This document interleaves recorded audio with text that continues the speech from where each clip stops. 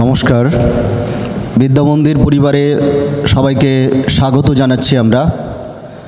আমাদের যে যোগার ওয়ার্কশপ সেটা আজকে দ্বিতীয় দিনে আমরা আজকে সবাই ক্লাস করার জন্য উপস্থিত হয়েছি।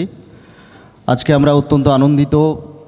গতকাল আমাদের আরেকটি সেমিনার থাকার কারণে আমাদের কলেজের পূজনীয় অধ্যক্ষ মহারাজ স্বামী মহাপ্রজ্ঞানন্দজি তিনি এই ওয়ার্কশপের প্রথম দিনে উপস্থিত থাকতে পারেননি।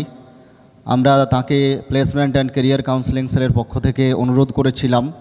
আজকে তিনি আমাদের যে অনুরোধ সেই অনুরোধ রেখেছেন এবং আজকে আমরা আমাদের মধ্যে তাকে পেয়েছি। আমাদের এই প্লেসমেন্ট অ্যান্ড ক্যারিয়ার কাউন্সেলিং সেলের যে বিভিন্ন ধরনের যে আমাদের কর্মকাণ্ড সারা বছর ধরে চলে, তাতে মহারাজ প্রতি মুহূর্তে আমাদের উৎসাহ দেন এবং আমাদেরকে কিভাবে পথ চলতে হবে তার দিক নির্দেশ প্রদান করেন। আমরা তার নির্দেশ অনুযায়ী কাজ করি।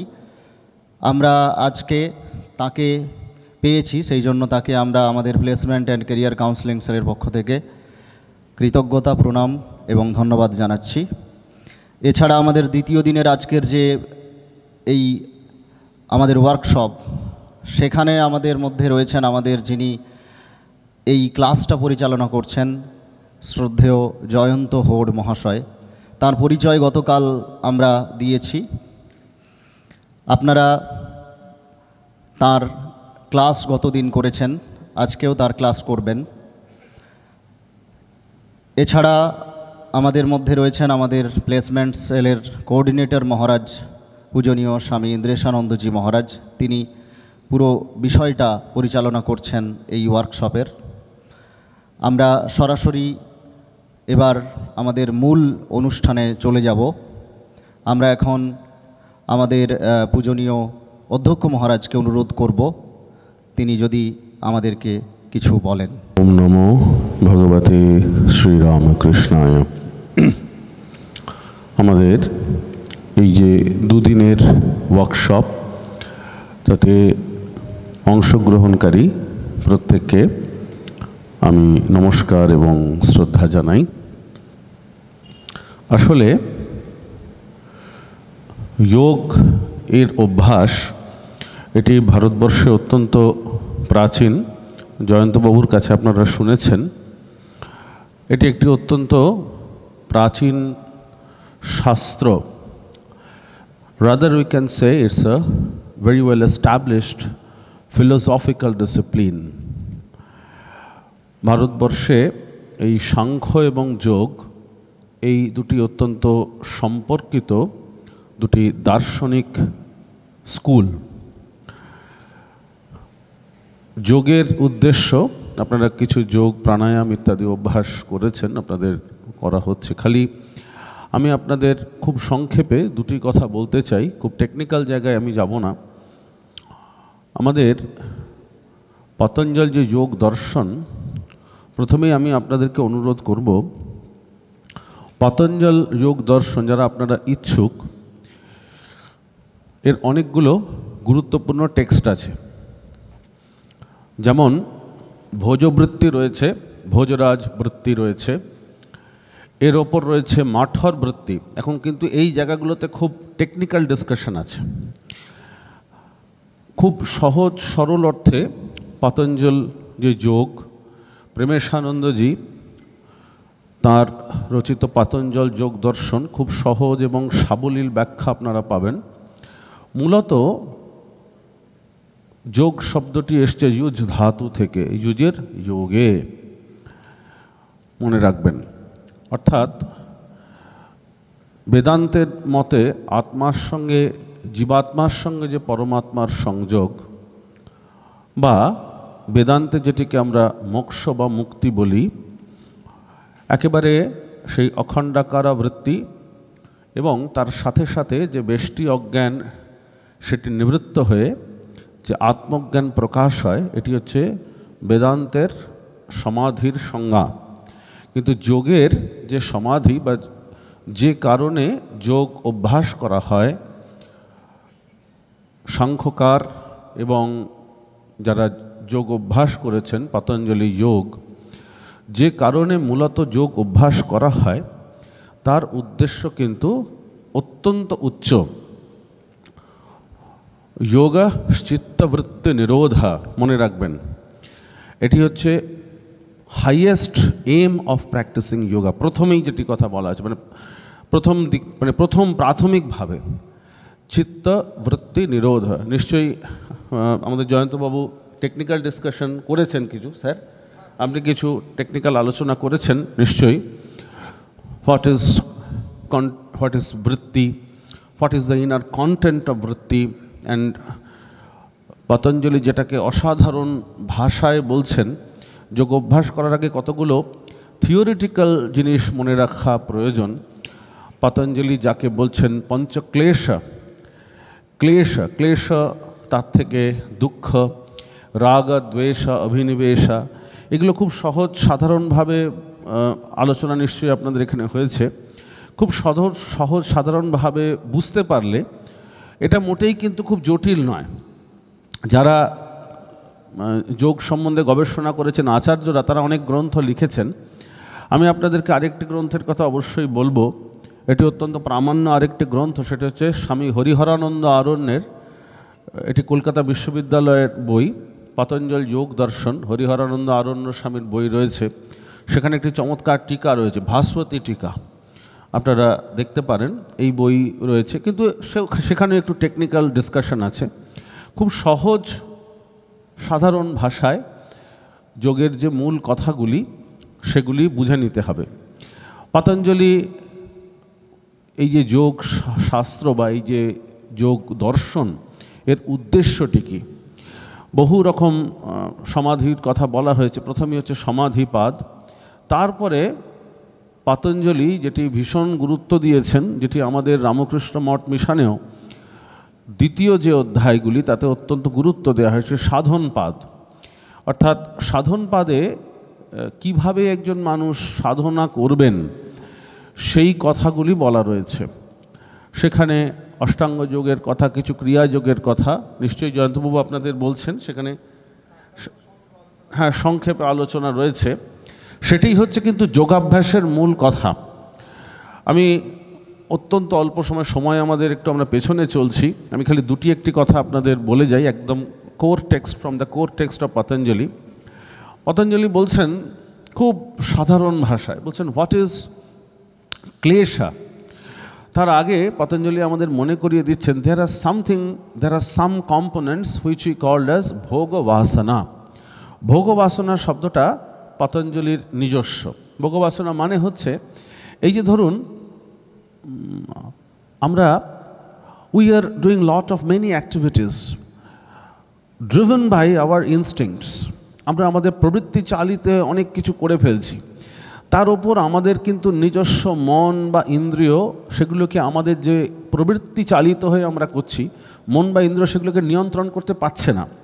টেকনিক্যাল জায়গাগুলো বাদ দিয়ে আপনাদের বলছি, অনন্ত ভোগ বাসনা আমাদের রয়েছে। সোজা কথায় বলতে গেলে ইন্দ্রিয় চালিত হয়ে আমরা যে কাজগুলি করছি। কঠোপনিষদে খুব সুন্দরভাবে বলা হয়েছে what are the aspects or the characteristics of our sense organ, আমাদের যে ইন্দ্রিয়গুলো, এই চক্ষু, কর্ণ, নাসিকা, জিহ্বা, ত্বক সহ যে 10টা ইন্দ্রিয়ের কথা বলা হয়েছে, সেখানে কঠোপনিষদে বলছে পরাঞ্চিখানি ব্যাত্রনাথ স্বয়ম্ভু স পরাং পঞ্চতি নান্তরাত্মন। আমাদের এই ইন্দ্রিয়গুলো, সেন্স অর্গানগুলো ঠিক যেন এই ট্যাক্সির, পুরোনো দিনের যে ট্যাক্সি তার হেডলাইটের মতো এরকম আউটওয়ার্ডলি প্রজেক্টেড। কঠোপনিষদের কেনোপনিষদের যে উপোদ্ঘাত ভাষ্য, সেখানে আমাদের রামকৃষ্ণ মঠ মিশনের সংঘাধ্যক্ষ ছিলেন ভূতেশানন্দ। হি ওয়াজ এন ইরোডাইট স্কলার, অসাধারণ পণ্ডিত ছিলেন। তো তিনি এই যে উপোদ্ঘাত ভাষ্যে কেনোপনিষদ মহারাজ এই জায়গাটাকে লক্ষ্য করে বলছেন যেন ঈশ্বর আমাদের সঙ্গে এক ধরনের বিরূপ আচরণ করেছেন, আমাদের ইন্দ্রিয়গুলোকে বহির্মুখ করে। আমরা নিজের ভেতরে যে বিরাট ঐশ্বর্য, সেগুলোকে দেখতে পাই না। কশ্চিৎ ধীরাহা, কিছু মানুষ তারা ইন্টারেস্টেড হন এই বাইরের জিনিসগুলোকে বন্ধ করে, প্রত্যগাত্মনৈক্ষদ আবৃত্য চক্ষুঃ অমৃতত্বম ইচ্ছন, আবৃত্ত চক্ষু মানে শুধু যে physical eye, closing your physical eyes এরকম নয়। অমৃতত্বম ইচ্ছান, শুধু যে মানে চোখ বন্ধ করে শুধু যে মানে আমাদের ফিজিক্যাল আইকে বন্ধ করে নয়, এই যে আমাদের সেন্স অর্গ্যানগুলো, এইগুলোর থেকে তার ডিরেকশনটাকে উল্টো দিকে ঘুরিয়ে অমৃতত্বম ইচ্ছান। যোগেরও কিন্তু মূল কথা হচ্ছে সেটাই, মনে রাখবেন যে এই যে প্রবল চিত্তবৃত্তি তার নিরোধ করা। তার জন্য পতঞ্জলি বলছেন যে আমাদের নানান রকম যে বাসনা ইন্দ্রিয়, এর পশ্চাতে রয়েছে আমাদের সংস্কার, এবং এই ইন্দ্রিয়গুলি থেকেই বা এই ঘটনাগুলি থেকেই জন্ম হচ্ছে একটি সাংঘাতিক জিনিসের ভোগবাসনা। তার থেকেই আমরা নানান রকম কর্মে প্রবৃত্ত হচ্ছি, এবং পঞ্চক্লেশের কথা বলেছেন, নানান রকমের ক্লেশ বা দুঃখ, রাগ দ্বেষ অভিনিবেশ অনেক কিছু বলা হচ্ছে, এবং এই ক্লেশকে তনুকরণ করার কথা বলা হচ্ছে। তো এই সমস্ত আলোচনা খুব সংক্ষেপে বা সাধারণ ভাষায় বুঝতে গেলে, আমরা যে সমস্ত প্রবৃত্তি চালিত হয়ে যে সমস্ত কাজগুলো করছি, এতে আমাদের সত্যি কোনো হাত নেই। আপাতত আমরা মানে আমাদের যেরকম প্রবৃত্তি আমাদের নিয়ে যাচ্ছে সেইভাবে আমরা যাচ্ছি। এখন যোগের উদ্দেশ্য কি? যোগের উদ্দেশ্যটা খুব স্পষ্ট। আমরা সাধারণ জীবনে যোগ কি করে অভ্যাস করব, উদ্দেশ্যটা কিন্তু আমাদের ভীষণভাবে মাথায় রাখতে হবে। মনে রাখবেন, যোগাভ্যাস করতে হলে, যোগ মানে কিন্তু ফিজিক্যাল যোগ, অষ্টাঙ্গ যোগ, হঠযোগ, এগুলোর একটা পার্ট, কিন্তু যোগের যে মূল কথা সেটা হচ্ছে যোগ ও ফিলোসফি। সেখানে কিন্তু এই পুরুষ প্রকৃতি, তার সেপারেশনের কথা বলা হচ্ছে, বা আমরা যেটাকে বলি সম্প্রজ্ঞাত অসম্প্রজ্ঞাত সমাধির কথা বলা হচ্ছে। সেগুলো অনেক অনেক উচ্চ, খুব হায়ার রেলম ডিসকাশন, আমি সেগুলোতে যাব না। তাই এই কথা বলি আমি শেষ করব। আমাদের ওয়ার্কশপ হচ্ছে, প্রথমে আপনাদেরকে আমি অনুরোধ করব একটু থিওরিটিক্যাল কনসেপ্ট, এবং একদম যারা যোগাচার্য খুব এস্টাবলিশড, তাদের টেকনিক্যাল জায়গাগুলো যদি পড়তে আপনাদের অসুবিধাও হয়, বেশ কিছু বই রয়েছে, সেই আমি যেরকম বললাম কিছু বই আপনারা অবশ্যই পড়বেন। একেবারে যারা তাদের জীবনে একদম সর্বতোভাবে যোগ সাধনা করেছেন, এবং এই পথে যারা একেবারে সর্বোচ্চ অবস্থা লাভ করেছেন, সেই রকম অনুভূতিবান যে সমস্ত সাধক ছিলেন, এখনও ভারতবর্ষে অজস্র আছেন, একেবারে অনুভূতিবান সাধক, তাদের কথা বলা হচ্ছে। নির্বীজ অসম্প্রজ্ঞাত সমাধি যদি হয়, তার আগে পতঞ্জলি বিবেকক খ্যাতির কথা বলেছেন, ঋতম্ভরা প্রজ্ঞার কথা বলেছেন। এখন সেই অবস্থা থেকে সাধারণভাবে পুরুষ প্রকৃতি যদি আলাদা হয়ে যায়, সেই অবস্থা থেকে যোগী সাধারণভাবে আর ফেরেন না। বিচার বিতর্ক ইত্যাদি যে সমস্ত সমাধির অবস্থার কথা বলা হয়েছে, অস্মিতা, এই অবস্থা থেকে অবশ্যই যোগীরা ফেরেন। শুধু এইটুকুই বলি, প্রথম হচ্ছে যোগ যখন আপনারা পড়ছেন, অভ্যাস করছেন, এই শিবিরে যখন এসেছেন, প্রথমে আমাদের এই থিওরিটিক্যাল ব্যাকগ্রাউন্ডটা মনে রাখতে হবে যে যোগের মূল কথা কি, পতঞ্জলি কি বলেছিলেন, তার উদ্দেশ্য কি, এক। দুই হচ্ছে যোগ আমরা কেন করব। প্রাথমিকভাবে এখন আমাদের বর্তমান যে অবস্থা, আমরা যে অবস্থায় রয়েছি সাধারণভাবে দৈনন্দিন জীবনের মধ্যে আমরা নানান রকম কাজে ব্যস্ত রয়েছি, তা সেই জায়গা থেকে যোগকে আমরা আমাদের জীবনে আনবো কী করে। দেখুন, আনার জন্য কতগুলো প্রাথমিক প্রস্তুতির প্রয়োজন আছে, মানসিক প্রস্তুতি, দ্যাট ইজ ভেরি ইম্পর্ট্যান্ট। বিভিন্ন বয়সের মানুষজন এখানে আছেন। শ্রীরামকৃষ্ণদেব খুব সুন্দর একটা কথা বলেছেন, কলিতে জীব স্বল্পায়ু অন্নগত প্রাণ। তাই যোগ সাধনার যে জায়গাগুলো, তার পথে কিছু কিছু অন্তরায় রয়েছে সাধারণভাবে, কিন্তু তাও খুব সহজ কিছু পদ্ধতি রয়েছে, যেগুলি হয়তো আপনারা জয়ন্তবাবুর কাছে শুনবেন। যোগের টেক্সটেও আপনারা কিছু কিছু পাবেন নিশ্চয়ই, অনেকগুলোই রয়েছে, সেগুলো আপনারা দেখবেন। খুব সাধারণ সহজ কিছু পদ্ধতি, সেই পদ্ধতিগুলি সাধারণভাবে একটু অনুসরণ করে আপনারা করতে পারেন। But once again I caution you, physical practice যখন করবেন খুব সাবধানে, কেননা এগুলো একটু অন্য ধরনের বিদ্যা তো। আর তৃতীয় হচ্ছে, ভীষণভাবে একটি কথা বলা রয়েছে পতঞ্জল যোগে, এটি কিন্তু মনে রাখবেন যোগ সাধনার ক্ষেত্রে বা যোগের ক্ষেত্রে সাধারণভাবে বুঝতেই পাচ্ছেন, আমাদের এই চেহারা বা এই পোশাক দেখলে বুঝতেই পাচ্ছেন যে পড়াশোনার পাশাপাশি আমরা ব্যক্তিগত জীবনে আমাদের যারা গুরু রয়েছেন তাদের থেকে প্রাপ্ত কিছু কিছু পদ্ধতিতে আমরা নিজেরা অভ্যাস করি। আমার মনে হয় এই সূত্রটা খুব গুরুত্বপূর্ণ। তপঃ স্বাধ্যায় ঈশ্বর প্রণিধানা। তপস্যা আপনারা এই যে যতটুকু আমরা প্র্যাকটিস করব, স্বাধ্যায়, আমি সবসময় বলি যে এই যে আপনাদের বলছিলাম থিওরিটিক্যাল ব্যাকগ্রাউন্ডটা খুব পরিষ্কার রাখবেন, তাহলে কি হবে, করতে সুবিধা হবে। ঈশ্বর প্রণিধানা, এটাও একটা খুব গুরুত্বপূর্ণ। সবসময় কিন্তু আমরা যখনই যা কিছু করব, আমরা কিন্তু আমাদের যে ভগবান বা ইষ্ট, যে আপনারা যাদের যাকে ইষ্ট হিসেবে মানেন, আপনাদের গুরু রয়েছেন হয়তো, বা যার কাছ থেকে আমরা অনেকে হয়তো মন্ত্র দীক্ষা ফর্মালি পাননি, কিন্তু তাহলেও নিশ্চয়ই গুরু বা ইষ্ট যাদের মানেন, ঈশ্বর প্রণিধানা, ভীষণভাবে ভগবানের ওপরে বিশ্বাস রেখে কিন্তু কাজটা করতে হবে। আমরা যা কিছু করি না কেন, ইটস ভেরি ইম্পর্ট্যান্ট। কেন মনে রাখবেন, এরকম অনেক ক্ষেত্রেই দেখা গেছে, বহু ক্ষেত্রে ভারতবর্ষের যোগ সাধনার যে বিরাট ইতিহাস রয়েছে, সেখানে এরকম অনেক ক্ষেত্রেই দেখা গেছে এইরকম ঈশ্বর কৃপা বা এই ধরনের ব্যাপারগুলো ভীষণভাবে কাজ করে, ভীষণভাবে এফেক্টিভ। আজকে আপনাদের এই শিবিরের দ্বিতীয় দিন। আমি আরেকটি বইয়ের কথা ভীষণভাবে বলবো আপনাদের সকলকে, স্বামী বিবেকানন্দের প্রণীত রাজযোগ। ভীষণভাবে পড়বেন এই বইটা। এখানে এই রাজযোগের যে প্রথম অংশ, কেন বুঝতেই পাচ্ছেন এনারা হচ্ছেন একবারে ভারতবর্ষের এস্টাবলিশড একবারে যোগাচার্য, তো শুধু নয়, এরা অন্য ধরনের যোগাচার্য বলা হয়। বিবেকানন্দের যে ফটো আপনারা দেখেন, এই যে স্বামীজি বসে আছেন, একদম ধ্যানাসনে বসে আছে, একদম স্ট্রেট, সমম কায় শিরগ্রীবা, এটা that was held in the Rajayoga class in London.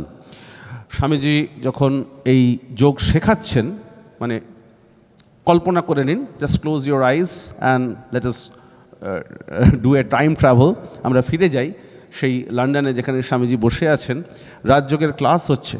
তো এই ক্লাস করতে করতে স্বামীজি নিজে গভীর এই সমাধি অবস্থায় চলে গিয়ে, সেই অবস্থায় এই ছবিটা নেওয়া হয়েছিল। আমি বলবো স্বামীজির রাজযোগটা আপনারা অবশ্যই পড়বেন। বাংলাতে ভাষাটা একটু কঠিন, ইংরেজিটা পড়লে, যাদের ইংরেজি পড়তে সুবিধা, ইংরেজিটা পড়বেন। পতঞ্জলির বিশেষ করে রাজযোগ, মানে প্রথম যে অংশটা, তারপরে পতঞ্জলির যে যোগ রয়েছে, পতঞ্জলি যোগ দর্শন, সেখানে সূত্রগুলো ধরে ধরে ধরে ধরে স্বামীজি ব্যাখ্যা করেছেন। খুব অসাধারণ এই বইটি, ছোট্ট বই, সেটা কিন্তু বিবেকানন্দ এখানে এই যোগ সম্বন্ধে আলোচনা করেছেন। ওই যে আমি বললাম স্বাধ্যায়া, তপস্যা আমরা কতটা করতে পারবো আমাদের অবস্থা বিচার করে, সেটা তো একটা ভীষণ গুরুত্বপূর্ণ। কিন্তু স্বাধ্যায় এবং ঈশ্বর প্রণিধান আমাদের যারা পরম্পরায় গুরুরাও বলেন, এটা খুব গুরুত্বপূর্ণ। আমি এই কটি কথা আপনাদের বললাম। স্বামী ভর্গানন্দজির একটি চমৎকার বই আছে, তিনি অসাধারণ মানুষ ছিলেন, অনেক দিন আগে রামকৃষ্ণ সংঘে, এরা খুব রামকৃষ্ণ সংঘের অত্যন্ত বহু মানিত সন্ন্যাসী, যারা তাদের একবারে সারা জীবনে অভ্যাস করেছেন। স্বামী ভর্গানন্দজির একটি অসাধারণ গ্রন্থ আছে, পতঞ্জল যোগ দর্শন। ভর্গানন্দজি খুব সুললিত আলোচনা রয়েছে, কারণ আমি এই জিনিসগুলো পড়তে খুব ভালোবাসি। যদিও আমার নিজের পড়াশোনার বিষয়, গবেষণার বিষয়, বেসিক্যালি আমি সায়েন্সের লোক, কিন্তু তাও আমার খুব পড়াশোনা এবং গবেষণার জায়গায় খুব ইন্টারেস্ট আছে। ভর্গানন্দজির অসাধারণ বই রয়েছে, দুর্দান্ত একজন সাধক ছিলেন, মঠ মিশনে আমাদের বহু মানিত একজন সাধক। এবং অবশ্যই যারা আরেকটু ইল্যাবোরেটলি পড়তে চান, আমি ভীষণভাবে বলবো স্বামী সর্বগতানন্দজি। সর্বগতানন্দজি, তার জীবন আপনারা কতজন জানেন আমি জানি না। সর্বগতানন্দজি একজন অসাধারণ মানুষ। স্বামীজির শিষ্য ছিলেন কল্যাণানন্দজি, যার হাতে তৈরি হয়েছিল মানে যোগ, কর্ম, সাধনা এবং এই ঈশ্বর নির্ভরতায় গড়ে উঠেছিল যেসব মানুষদের জীবন, তার মধ্যে বিবেকানন্দের শিষ্য একজন ছিলেন স্বামী কল্যাণানন্দ। আপনারা যারা কঙ্খল গেছেন, হরিদ্বার, আমি একটি বইয়ের কথা আপনাদের বলতে পারি। সে বইটা খুব ছোট্ট একটি বই, ইউ উইল বি এ পরমহংসা। সর্বগতানন্দজি ছিলেন দক্ষিণ ভারতের মানুষ, অন্ধ্রপ্রদেশ। তো তিনি গিয়েছিলেন সেই 1910, 11, 12, 13 এই সময়ে, এই দশকে হরিদ্বারে, কঙ্খলে। সেখানে আমাদের যে সেবা কেন্দ্র গড়ে উঠছে, তো সেইখানে ছিলেন স্বামীজির শিষ্য কল্যাণানন্দজি। তো সেই কল্যাণানন্দজির কাছে তিনি ছিলেন এবং কীরকমভাবে অদ্ভুত সাধনার মাধ্যমে এই নিষ্কাম কর্ম এবং তার যে জীবন গড়ে উঠেছিল, এই বইটাতে আপনি তার একটু অংশ পাবেন। তো এই সর্বগতানন্দজি পরবর্তীকালে আমেরিকাতে অত্যন্ত সুবিখ্যাত একজন মানুষ, তিনি আমাদের আমেরিকার বিভিন্ন সেন্টারে ছিলেন। তো তো যারা আরেকটু টেকনিক্যাল ইলাবোরেট করে পড়তে চান, Sarvagatanandaji once again very very sincere seeker, আবারও বলছি, জীবন ভেরি ইম্পর্ট্যান্ট, এক্সট্রিমলি ইম্পর্ট্যান্ট। এই যে বলা হচ্ছে না লাইফ, তো সর্বগতানন্দজির পতঞ্জল যোগের ওপরে দুর্ধর্ষ বই আছে, ইংরেজিতে অবশ্যই, এই টেকনিক্যাল জায়গাগুলো আপনারা দেখতে পারেন। অনেক ধন্যবাদ আপনাদের এখানে আসার জন্য। আর বিশেষ অনেকটাই বললাম, 15 মিনিট প্রায় হয়ে গেছে, আমার এতটা বলার কথা নয়, কিন্তু মনে হলো আপনাদের কাছে যখন আজকে আসার সুযোগ হলো, কয়েকটি বিষয় মনে রাখতে হবে। প্রথম হচ্ছে আমরা নিজেদের জীবনকে পরিবর্তন করতে চাই কি না, that's very important. What we really want, do we really want to change our life? শুধু দেখুন দুদিন এলাম, আমরা আলোচনা শুনলাম, কিছু ক্রিয়াযোগের অভ্যাস করলাম। ক্রিয়াযোগ খুব ইম্পর্ট্যান্ট একটা জিনিস, হয়তো জয়ন্তবাবু আপনাদের বলবেন। শুধু কি এটা, আমরা কি সত্যি নিজের জীবনকে, do we really want to change our Outlook, do we really want to change our life? That is very important, number 1। Number 2, যদি সেটা সত্যি সত্যি চাই, দেখুন নিজেকে কিন্তু পরিষ্কার করে জিজ্ঞাসা করতে হবে, if you are really sincere, তাহলে ভীষণ গুরুত্বপূর্ণ সেটা হচ্ছে আপনাকে প্রথমে বললাম, একটু পড়াশোনা করবেন যতটা আপনাদের পক্ষে সম্ভব, থিওরিটিক্যাল জায়গাগুলো একটু পরিষ্কার করবেন, এবং অবশ্যই যে সমস্ত পদ্ধতি রয়েছে যতটা আপনাদের পক্ষে সম্ভব সেটুকু আপনারা করলেন। এবং নিশ্চয়ই মহর্ষি পাতঞ্জলির কথা মনে রাখবেন, ঈশ্বর প্রণিধানা, ভগবানের উপর যেন সম্পূর্ণ আস্থা থাকে। যে এই যে সমস্ত বলা হচ্ছে বৃত্তি, সামীপ্য, এই সমস্ত ইতরত্র, এই অনেক কথা বলা আছে, নিশ্চয়ই এখানে একটু টেকনিক্যাল আলোচনা হবে। আমি দেখছিলাম লিফলেটে কয়েকটা সূত্রের কথা বলা হয়েছে। ভগবানের উপর নির্ভর করে আমরা যেন আমাদের সত্যি জীবনকে সার্থক এবং সুন্দর করে তোলার দিকে এগিয়ে যেতে পারি। সকলকে ধন্যবাদ।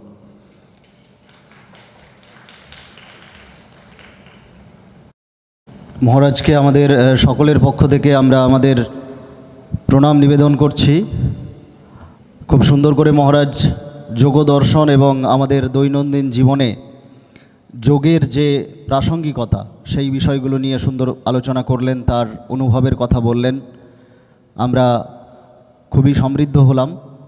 আমরা আমাদের সবার পক্ষ থেকে আবারও মহারাজকে শ্রদ্ধা ভক্তিপূর্ণ প্রণাম জানাই। এবার আমরা সরাসরি আমাদের যে মূল আলোচনা এবং ক্লাস সেখানে চলে যাব। আমাদের মধ্যে রয়েছেন শ্রদ্ধেয় জয়ন্ত হোর স্যার, আমরা তাকে অনুরোধ করব ক্লাস শুরু করার জন্য। আমি শুনছিলাম খুব মন দিয়ে, আমি স্বামীজিকেও বললাম যে আমার খুব ইচ্ছা হচ্ছিল যে আপনার কথাগুলি শুনি, আজকে আমি নাই বললাম। ভারী সুন্দর উনি বললেন। আচ্ছা, উনি বললেন তো আমাদের কয়েকবারই কিন্তু বলেছেন যে আশা করি জয়ন্তবাবু গতকাল এগুলো করিয়েছেন, তো আমি আপনাদের এখন পড়া ধরবো। হ্যাঁ, কালকে আমি কয়েকবারই বলেছি কিন্তু যে আপনাদের পড়া ধরবো। আচ্ছা বলুন, মহর্ষি পতঞ্জলি যোগ কাকে বলে, কি বলেছেন? 1/2 জোরে, হ্যাঁ পড়া পেরেছে। আচ্ছা, আসন কাকে বলে? হ্যাঁ, স্থির সুখম আসনম। এটা কত নম্বরে আছে মনে আছে? 2/46। বেশ। আচ্ছা, আরেকটা কথা উনি বললেন সুন্দরভাবে যে আমাদের সব কিছু বাইরের দিকে, আমরা বাইরের দিকে মন দিচ্ছি, বাইরের দিকে তাকাচ্ছি, বাইরে সব কাজ করছি। এই প্রসঙ্গে বলেছিলাম যে যোগা ইজ কি journey? Yoga is an inward journey. হ্যাঁ, মানে আমরা যত জার্নি করছি সব বাইরের দিকে, কিন্তু যোগ যখন করছি তখনও সেটা জার্নি, সেটা ভেতরের দিকে, ইনওয়ার্ড জার্নি। আচ্ছা, আরও একটা কথা যে আমরা নানা ভোগ বিলাসে মত্ত আছি। এই প্রসঙ্গে ইংরেজিতে একটা ছোট্ট কথা বলেছিলাম, ওভার এনজয়মেন্ট আমরা সবাই করছি। ওভার এনজয়মেন্ট, তারপরে কথাটা হ্যাঁ leads to non enjoyment. Over enjoyment always leads to non enjoyment. আর উনি বেশ কয়েকবার ঈশ্বর প্রণিধান কথাটা বললেন। কালকে এই প্রসঙ্গে আমি একটা ঘটনা বলেছিলাম, আপনাদের নিশ্চয়ই মনে আছে, যে একটা বড় যোগ অনুষ্ঠান হচ্ছিল, সেখানে ঝড় বৃষ্টিতে সব নষ্ট হয়ে গেল। বিহার স্কুলেও যোগ মুঙ্গের। তারপরে যখন আবার নতুন করে শুরু হলো তখন বলা হলো যে গতকাল যখন আমরা উদ্বোধনী অনুষ্ঠান করেছিলাম তখন স্থানীয় কর্তৃপক্ষ, মিউনিসিপ্যালিটি, পুরসভা, জেলা শাসক সবাইকে ধন্যবাদ দিয়েছিলাম, কিন্তু ঈশ্বরকে আমরা ধন্যবাদ দিইনি। ঈশ্বরের ইচ্ছায় যে সব কিছু হচ্ছে এটা আমরা কেউ ভাবিনি। আমরা ভাবছিলাম যে আমরাই করছি, কিন্তু আজ আমরা ঈশ্বরকে সমর্পণ করে আমাদের অনুষ্ঠান নতুন করে শুরু করছি। ঈশ্বরের প্রণিধান খুব ইম্পর্টেন্ট। বেশ, এবার আপনার অনুমতি নিয়ে আমি শুরু করছি। আচ্ছা, হ্যাঁ, একটা কথা, আমি কালকে মানে উনি ডেকেছেন, এখানে চলে এসেছি বলেছি, মানে আমি ক্লাসগুলো না সবসময় বসে বসেই নিই, বসে বলতে আমি বেশ রিল্যাক্স ফিল করি, কিন্তু কালকে দাঁড়িয়ে বলেছিলাম। আমি কি আপনার অনুমতি নিয়ে বসে ক্লাসটা নেব? অসুবিধা নেই তো? বেশ, তাহলে একটু মাইকটা আমাকে। পরমাত্মা মিলন, এছাড়াও মহর্ষি পতঞ্জলি বলেছেন যোগস চিত্তবৃত্তি নিরোধা, মানে যোগ আমরা যখন করছি, নানা রকম আসন প্রাণায়াম বিভিন্নভাবে অভ্যাস করছি, আমি দক্ষতা অর্জনের চেষ্টা করছি, পারফেকশন দেখছি যে পারফেক্ট হয়েছে কি না, কিন্তু সব মিলিয়ে মূল উদ্দেশ্য হচ্ছে মনের উপর নিয়ন্ত্রণ, অর্থাৎ আমার মন ঠিক আছে কি না, কারণ মনই আমাকে চালায়, হাত পা কিন্তু আমাকে চালায় না, আমার মন চালায়। তো চালক যে সে যদি ঠিক না থাকে তাহলে কিন্তু খুব মুশকিল। এবং যোগস চিত্তবৃত্তি নিরোধ যদি হয়ে যায় কারো, তারপরে যেটা হবে যে তিনি নিজেকে দেখতে পাবেন, নিজের কাছে চলে যাবেন। এগুলো বললাম, এবং আরও কিছু কিছু কাল বলেছিলাম। মূল আসন সম্বন্ধে বলেছিলাম, আসন কাকে বলে, স্থির সুখম আসনাম, স্থিরভাবে সুখকর অবস্থা নিয়ে আসন। এবং এই প্রসঙ্গে এখানে প্র্যাকটিক্যাল ডেমনস্ট্রেশন হয়েছিল কাল, আপনারা দেখেছেন যে আসন করার ক্ষেত্রে যেটা বারবার বলা হয়েছে খুব রিল্যাক্সভাবে করতে, কারণ আমরা আমাদের জীবনে সকাল থেকে রাত পর্যন্ত সবসময় কিন্তু কম বেশি টেনসড, কি হলো না হলো, হলো না, হারিয়ে গেল, পেলাম না, না হলে কী হবে, হলে কী হবে, এইভাবে অস্থির হচ্ছে। কিন্তু যখন আমরা যোগাভ্যাস করছি, যদি খুব রিল্যাক্সভাবে করি, এনজয় করি, তাহলে কী হবে, ওই রিল্যাক্সেশনটা আমার সারা দিনের কাজকর্মের মধ্যে, আমার জীবনের মধ্যে সেটা প্রভাবিত হবে, জীবনকে আরও সুন্দরভাবে গড়ে তুলতে সাহায্য করবে। আজ আমাদের যে আলোচনা আপনারা পড়েছেন আশা করি, তবু আমি সংক্ষেপে বলে দিই। প্রাণায়াম, প্রাণ শক্তির সম্প্রসারণ ও বিস্তার। আচ্ছা, যারা পরে হোয়াটসঅ্যাপ গ্রুপে যোগ হয়েছেন, মানে আজকে যোগ হলেন, তারা তো এগুলো পাননি, এটা পেয়েছেন, কিন্তু যেটা আমি বলছি সেগুলো মনে তারা পাননি। তো আমি পরে এগুলো দিয়ে দেবো একবার, মানে একটু আপনাদের যাদের আগে পেয়েছেন তাদের কাছে বেশি মনে হবে, দিয়ে দেবো। হ্যাঁ, আরও একটা কথা বলি, স্বামীজি কী বিষয়টা কথা বললেন, মানে যোগ জিনিসটা কিন্তু অনেক বড়। এবং আপনাদের বলি, এই রামকৃষ্ণ মিশনের যোগের উপরে বহু বই আছে, বহু সুন্দর সুন্দর ভালো বই আছে, আপনারা কিনবেন, পড়বেন। হ্যাঁ, আমরা নানাভাবে অনেক বইপত্র কিনি, অনেক কিছু পড়ি, জানি, নানাভাবে সময় কাটাই, কিন্তু এই বইগুলো পড়লে অনেক জানা যাবে, এবং এক একটা বই একটা মানুষের জীবনকে বদলে দিতে পারে। এই বইগুলো আপনারা পড়বেন। আর পাতঞ্জল যোগ দর্শনের কথা বলি, হয়তো আপনাদের কারো কাছে একটা বই আছে বা কিনেছেন বা কিনলেন, ভাববেন না যে আমার কাছে আছে, আরও 4-5টা কিনবেন, নানা রকম পড়বেন, বিভিন্ন জনের ব্যাখ্যা বিভিন্ন রকম। এক বই দেখবেন এই সূত্রটা ভালো আছে, তো ওই বইতে অন্য সূত্রটা ভালো ব্যাখ্যা আছে, পড়লে জিনিসগুলো অনেক ক্লিয়ার আইডিয়া হবে।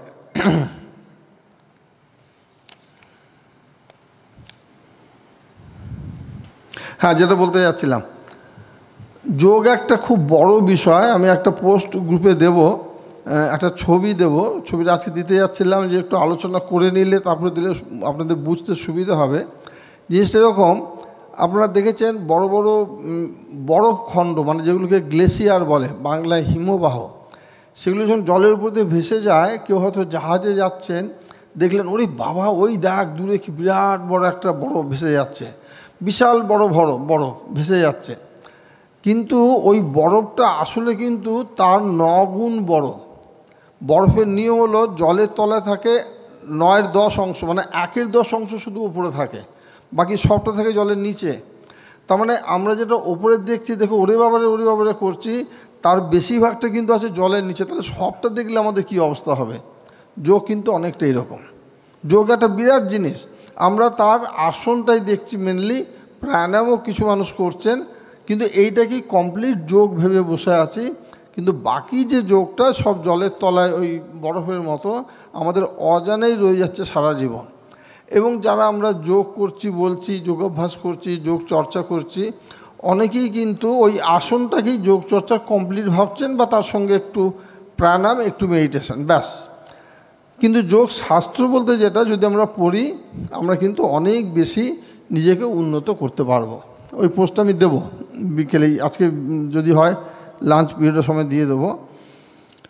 প্রাণায়াম প্রাণ শক্তির সম্প্রসারণ ও বিস্তার। প্রাণায়াম কাকে বলে? এখানে আছে মনে হয়, আগের পাতায় বোধ হয়।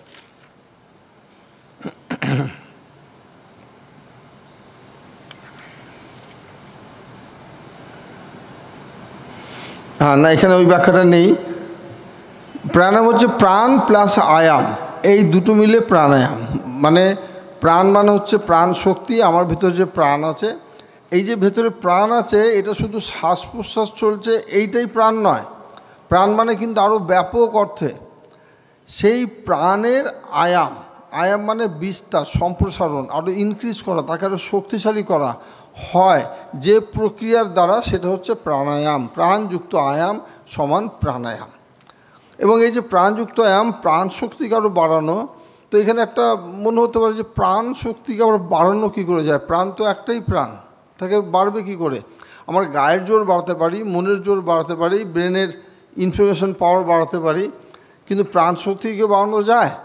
দেখুন, আমাদের রবীন্দ্রনাথ ঠাকুর তার গানের মধ্যে দিয়ে পূজা পর্যায়ে যেসব গান আছে দেখবেন অনেক কথা বলে গেছেন। আমরা যারা যোগ চর্চা করছি সেগুলো যদি একটু ভাবি না, তাহলে অনেক জিনিস পরিষ্কার হয়ে যায়।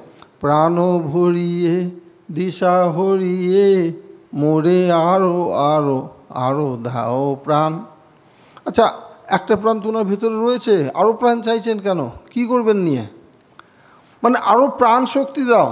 তব ভবনে তব ভুবনে, মানে এই যে অত গোটা গানটাই কিন্তু খুব সুন্দর হবে, শুনবেন আপনারা, বুঝতে পারবেন যে প্রাণ বলতে ঠিক কী বোঝায়। খালি আমি বেঁচে আছি এটাই প্রাণ নয়। রবীন্দ্রনাথ ঠাকুরের যে প্রাণ শক্তি ছিল আমার আপনার মধ্যে নেই।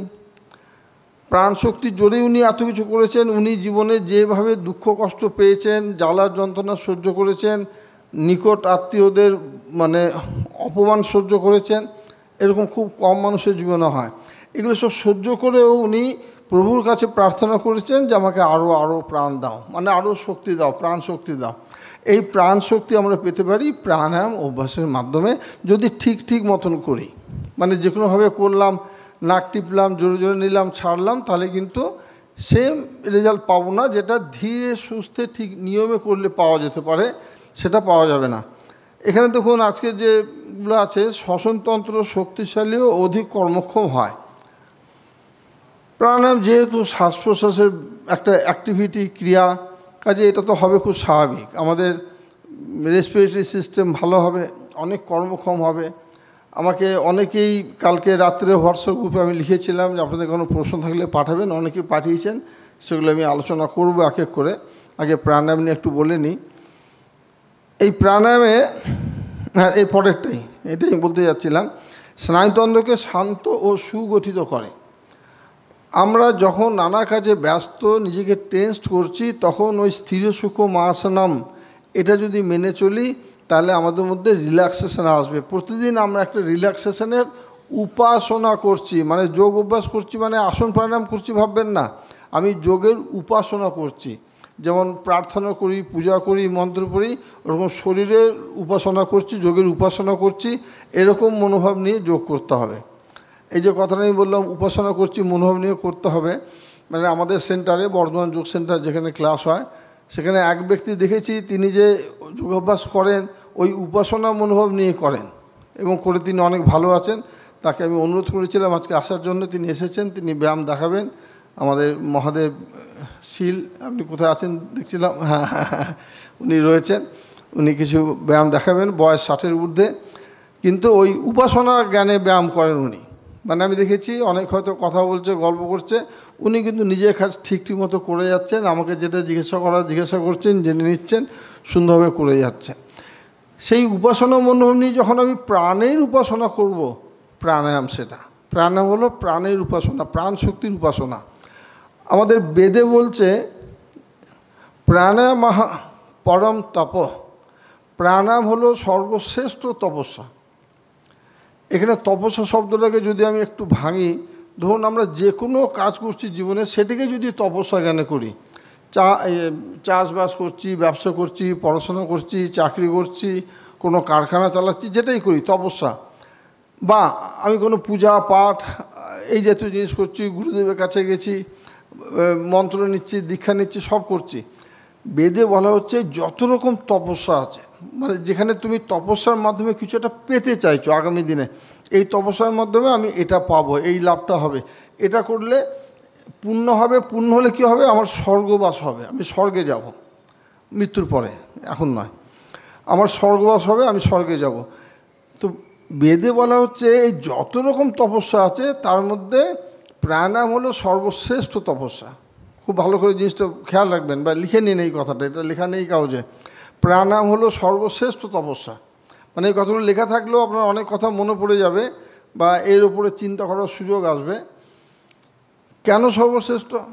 দেখুন, আমি তীর্থ করছি, বিভিন্ন জায়গায় যাচ্ছি, তীর্থ করলে কি হবে না, আমি পুণ্য হচ্ছে, আমি স্বর্গে যাব, ঠিক আছে। কিংবা আমি ভালো খাচ্ছি, মানে আমার লাভ হবে, অনেক লাভ হবে, এখন হয়নি কিন্তু এখন কাজ চলছে, হয়তো বছরের শেষে আমি লাভটা পাবো। আমি ভালো পড়াশোনা করছি, রেজাল্ট বেরোলে ভালো নম্বর পাবো। আর প্রাণায়াম যদি করি, এখন করছি, এখনই রেজাল্ট পাবো। ভেবে দেখুন যে আমি এখন প্রাণায়াম করছি আর আমার দেহে অক্সিজেন সাপ্লাই কালকে বাড়বে, এটা কিন্তু নয়, এখনই বাড়বে। যেমন খাবার খেলে পেট ভরে, এখনই ভরে, ঠিক প্রাণায়াম করলে এখনই দেহে ব্লাড সাপ্লাই ইমপ্রুভ করবে। আমাকে বহুজন পাঠিয়েছেন নানা রকম শ্বাসকষ্ট, সিওপিডি, হাঁপানি, এই জাতীয় ক্ষেত্রে কীভাবে মানে যোগের মাধ্যমে কাজ হয়। কেউ যদি নিয়মিত প্রাণায়াম করে, নিয়মিত প্রতিদিন, তিনি প্রতিদিনই ফিল করবেন যে আমি কালকে থেকে আজকে ভালো আছি, এটা হবেই। এবং ওই সাধনা জ্ঞানে করতে হবে, কিন্তু আই এম ডুইং প্রাণায়াম ভেবে নয়, I am feeling pranayama, I am worshipping pranayama, প্রাণায়ামের উপাসনা করছি, এই মনোভাব নিয়ে করতে হবে। এবং এখানে আরও একটা কথা ইম্পর্টেন্ট, আজকে আমাদের আলোচনাতে রোগ নিয়েও আলোচনা আছে সেকেন্ড হাফে, সেই প্রসঙ্গে আমি কিছু কথা এসে যাবে এখন। আমরা যখন রোগ আরোগ্যের কথা ভাবি, বহু মানুষ এসে জিজ্ঞাসা করেন, আচ্ছা সব বললেন এই হয়, কখন ক্লাস হয়, কী হয়, সব জানলেন, জেনে এগুলো কি সারবে? মানে মিনিট 10-15 আমার সঙ্গে কথা বলার পর যোগে কি সারবে? না, সারবে না। তাহলে আপনি একটু আগে বলছেন সারবে। আপনি যদি মনে বিশ্বাস করেন সারবে, তাহলে সারবে। আপনি তো মনে বিশ্বাস করেন না যে সারবে, তাহলে কি করে সারবে? আপনাকে এখানে সমর্পণ করতে হবে, যোগের কাছে নিজেকে সমর্পণ করে দিতে হবে। সমর্পণ করলে যোগ আপনাকে অনেক কিছু দেবে, আপনি যা ভাবতেও পারবেন না। আমার লেখা পাতঞ্জল যোগ দর্শন বইয়ের শেষ দিকে এক পাতায় লেখা আছে একটা কথা, যে যোগের আরেক নাম ঈশ্বর। আমার বাবার জীবনের একটা ঘটনা নিয়ে লেখা। বাবার স্ট্রোক হয়েছিল, স্ট্রোক হওয়ার পর মানে আমি বলছি, দেখুন প্রাণায়াম করছি, আমরা শুধু প্রসেস শিখছি, কীভাবে করতে হবে, কবার করতে হবে, কতক্ষণ করতে হবে, কিন্তু মেন অ্যাপ্রোচটা আমরা আয়ত্তে আনছি না। তাহলে কী করে বেনিফিট পাবো? বাবা নার্সিংহোমে ভর্তি করলাম, পরদিন সকালে যখন গেলাম, গিয়ে দেখছি বাবার কথা বেশ জড়িয়ে গেছে। এসেছিস, বল, তোরা সব ঠিক আছে তো? মানে মুখের দিকে ঠিকমতো তাকালে কথাগুলো বোঝা যাচ্ছে, অন্যদিকে তাকিয়ে থাকলে বোঝা যাচ্ছে না বাবা কী বলছেন। এই সেরেছে, বাবা কথা এরকম হয়ে গেল কেন? ডাক্তারকে কী বললাম, ডাক্তারবাবু বাবা ঠিকমতো কথা বলতে পারছেন না কেন? তখন বাবার বয়স 80 মতো, কি তার বেশি, কথা বলতে পারছেন না কেন? উনি কি আগে ঠিকমতো কথা বলতেন? মানে ডাক্তারবাবু বলার স্টাইলটা যেন পুলিশে জেরা করছে এইভাবে। আমি হ্যাঁ ঠিকই বলতেন। দেখুন কিছুটা ঠিক হবে, কিছুটা ঠিক হবে, হয়তো সবটা হবে না, কিছুটা হবে। বাবাকে বাড়ি নিয়ে গেলাম নার্সিংহোম থেকে, নিয়ে যাওয়ার পর আয়া রাখা আছে, আয়া দেখাশোনা করছে। আয়াকে বারবার বলছে তুমি বাবাকে খাট থেকে নামাও, বেশি নিয়ে যাও, হাঁটাও একটু, সে না নামলে আমি কি করব? ঠিক আছে, তোমাকে কিছু করতে হবে না। আয়াকে ছাড়িয়ে দিলাম। আমি বর্ধমান বিশ্ববিদ্যালয়ে চাকরি করতাম, সেখান থেকে ছুটি নিলাম, নিয়ে আমি বাবার আয়া হলাম। সারাদিন বাবার সঙ্গে আছি, জোর করে নামাচ্ছি, কথা বলছি, গল্প করছি। এই করতে করতে আস্তে আস্তে বাবা একটু স্বাভাবিক হচ্ছেন। হ্যাঁ, রেডিও শুনতে খুব ভালোবাসতেন, টিভি শুনতে ভালোবাসতেন, সেগুলো দেখছিলেন না, সেগুলো আস্তে আস্তে দেখছেন। সাংসারিক খোঁজ খবর নিচ্ছে, কে কেমন আছে। এই করতে বাবা অনেকটা সুস্থ হয়ে গেলেন, কথাবার্তা স্বাভাবিক, হাঁটাচলা স্বাভাবিক, সব স্বাভাবিক হয়ে গেল, আগের মতো হয়ে গেল, একদম আগের মতো। হঠাৎ আমি একদিন খেয়াল করলাম যে বাবা তো রোজ চান করে এসে গুরুদেবের ছবির সামনে জপ করতেন, বসতেন। সন্ধ্যেবেলা ধূপ ধুনো দিতেন গোটা বাড়ি, মা নেই, মারা গেছেন অনেক আগে। তো সেটা তো করছেন না। বাবা কী ব্যাপার, বাবা তোমার কী ব্যাপার হলো, তুমি তো এগুলো করছো না দেখছি। না আজকাল আর অত করি না। আমি যে কেন, এটা তো কারণ আছে না করার। না এখন তো ওগুলো তো করি ভালো থাকার জন্যে। তো এখন বুঝতে পেরেছি যোগই আমাকে ভালো রাখছে। আমি তো যোগব্যায়াম করছি, আর ওই সকালে ঘুম ভাঙলে পরে হাত জোর করে ঠাকুরকে ডাকি, সবাইকে ভালো রাখতে বলি, আমাকেও ভালো রাখে এরকম বলি, ওতেই কাজ হয়ে যায়। বাবা বলছেন ওতেই কাজ হয়ে যায়। আমি তো তাহলে তো যোগব্যায়াম করছো, এটা তো ঠাকুর না, ঠাকুর আর যোগ তো আলাদা। তো বাবা যেমন বলছেন যে বিদ্যা আমাকে সুস্থ রাখছে, ভালো রাখছে, সে তো ঠাকুরই, সে তো ঈশ্বরই। আমার কাছে যোগই এখন ঈশ্বর। হ্যাঁ, বাবা ধরুন বয়স তখন 80 পরে বাবা এটা বললেন, তো সেটা বইতে লেখা আছে ওখানে, যোগী ঈশ্বর। তাহলে কত সমর্পণ ভাব থাকলে এটা হয়। বহু মানুষ বলেছেন বাবাকে দেখতে এলে যে ওনার একটু এই টেস্ট করুন, ওই টেস্ট করুন। আমি কিচ্ছু করিনি, কারণ বাবা যে লাইফস্টাইল লিড করছেন, আজকে লাইফস্টাইল নিয়েও আলোচনা আছে, তাতে বাবার রোগ হবে না, হওয়া সম্ভব না, সত্যি ছিল না কোনো রোগ। তো ওই অ্যাপ্রোচ নিয়ে প্রাণায়াম করলে বা যোগ অভ্যাস করলে আমরা বেনিফিট পাবো, সন্দেহ নিয়ে নয়। আমরা যখন পূজা করি রোজ, ঠাকুরকে রোজ বলি কি তুমি এটা করে দিলে না, এত করে বললাম, এটা করলে হবে না। Yoga the science of healthy living, মানে আমাদের সুস্থ জীবনে একটা সুন্দর বিজ্ঞান হচ্ছে যোগ। সেই বিজ্ঞানটাকে আমরা যোগ করছি বিয়োগের মতো করে, যোগ করছি কিন্তু বিয়োগের মতো করে। মানে আলোচনার মধ্যে আগের পরের আলোচনা একটু মিশে যাবে। আজকাল আমরা যখন সুস্থ থাকার কথা ভাবছি, কিন্তু সারাদিন যে আমি অসুস্থ হওয়ার মতো কাজ করে যাচ্ছি সেটা কিন্তু আমি খেয়ালও করছি না। এক ভদ্রলোক আমাদের ক্লাসে মানে ভর্তি হলেন নতুন, কয়েক সপ্তাহ হয়ে গেল। আপনাকে বললাম আপনি বাড়িতে কি সব ব্যাপারে খুব হড়বড় করেন? না তো না, মানে যে কোনো কাজে খুব তাড়াহুড়ো করা, আপনার গিন্নিকে তাড়া দেওয়া, হ্যাঁ কি এটা করো ওটা করো, হলো না কেন, হ্যাঁ তা করি, ওটা করি, বলার স্টাইলটা লক্ষ্য করুন, হ্যাঁ তা করি, ওই দেরি আমার সহ্য হয় না। ঠিক আছে। তো হঠাৎ এটা জিজ্ঞেস করলেন কেন আমাকে বলছেন? আমি যে না, আমি তো আপনাকে রোজ ক্লাসে আসছেন, আমার কাছে 1 ঘন্টা থাকছেন, ওয়াচ করছি, দেখে মনে হলো। একজন ডাক্তারবাবু কিন্তু এই জিনিসটা মনে হবে না কখনো, আমাকে কখনোই বলবেন না, কারণ তিনি আপনাকে ওয়াচ করেন না, করার কোনো দায় তার নেই। তার মানে কোথাও বলেনি যে রুগীকে ওয়াচ করো। আপনাকে বলবেন এইগুলো রিপোর্ট করে আনুন, রিপোর্ট নিয়ে গেলেন, দেখলেন ঠিক আছে, ওষুধ লিখে দিলেন। কার ওষুধ লিখলেন? আপনার নয়, ওই রোগগুলোর রিপোর্টের ওষুধ। ভেবে দেখুন ঠিক বলছি কি না। উনি রিপোর্টের চিকিৎসা করছেন, আপনার নয়। আপনার চিকিৎসা করতে গেলে আজকে সেকেন্ড হাফে আছে হলিস্টিক ট্রিটমেন্ট, মানে আমাকে ভাবতে হবে মানুষটা পা থেকে মাথা পর্যন্ত সুস্থ রাখার চিন্তা আমি করব, এবং এটা করতে গিয়ে তার জীবনযাত্রায় যেখানে যা আছে সব কিছু মডিফাই করতে হবে। শুধু আমি এই রোগটা সারাবো বললে হবে না। কোনো বাবা যদি ভাবেন যে আমি ইংরেজিতে খুব ভালো ছিলাম, আমার ছেলেকে ইংরেজিতে খুব ভালো করতে হবে, বলে ইংরেজিতে 2-3টে মাস্টার রেখে দিলেন, হবে না। করতে হবে সামগ্রিকভাবে, ওর জন্য টোটাল ডেভেলপমেন্ট হয়। আমরা কিন্তু টোটাল ডেভেলপমেন্টের কথা কখনো ভাবছি না, আমার জীবনযাত্রাকে টোটালি চেঞ্জ করার কথা ভাবছি না। যোগ যদি আমরা ঠিকমতো অভ্যাস করি, জীবন আপনি চেঞ্জ হয়ে যাবে, আমাকে করতে হবে না। কাল যেমন বলছিলাম, প্রাণায়াম থেকে প্রত্যাহার, প্রত্যাহার থেকে ধারণা, ধারণা থেকে ধ্যান, ধ্যান থেকে সমাধি। প্রথম দিকটা আমি চেষ্টা করে প্রত্যাহার করছি, তারপরে স্টেপগুলো আপনি হবে। হ্যাঁ, আমি পরের ক্লাসের পরের ধাপের উপযোগী হয়ে যাচ্ছি। প্রাণায়াম হলো প্রাণযুক্ত আয়াম সমান প্রাণায়াম, প্রাণশক্তি। আপনাদের আমি উদাহরণ দিলাম, রবীন্দ্রনাথের গান শোনালাম, এবং এগুলো যদি আমরা ঠিক মতন করি, এই গানের কথা বলতে গিয়ে আরও একটা গানের লাইনও মনে পড়ে যাচ্ছে, যে কথাগুলো এখন বললাম, যদি আমরা যোগকে যোগের মতো করি, বিয়োগের মতো না করি। বিয়োগের মতো কথাটা বলছি, আপনাদের অনেকে মনে হচ্ছে বিয়োগের মতো বলছেন কেন, জোর করে চাপ দিয়ে করছি।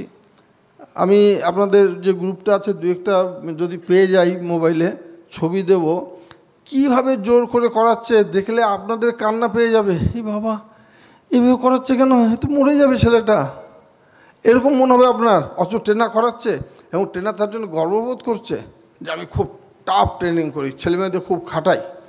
হ্যাঁ, কী খাটাচ্ছে, অত খাটানোর কী প্রয়োজন আছে? তো যোগ আমাদের খুব রিল্যাক্সভাবে করতে হবে। প্রাণায়াম আমাদের কি করছে দেখুন, যখন প্রাণায়াম করছি এরপরে প্র্যাকটিস হবে। প্রাণায়াম শুধু মুখে বলছি না, আপনারা করবেন, প্র্যাকটিস হবে এবং আপনারা ফিল করবেন জিনিসটা।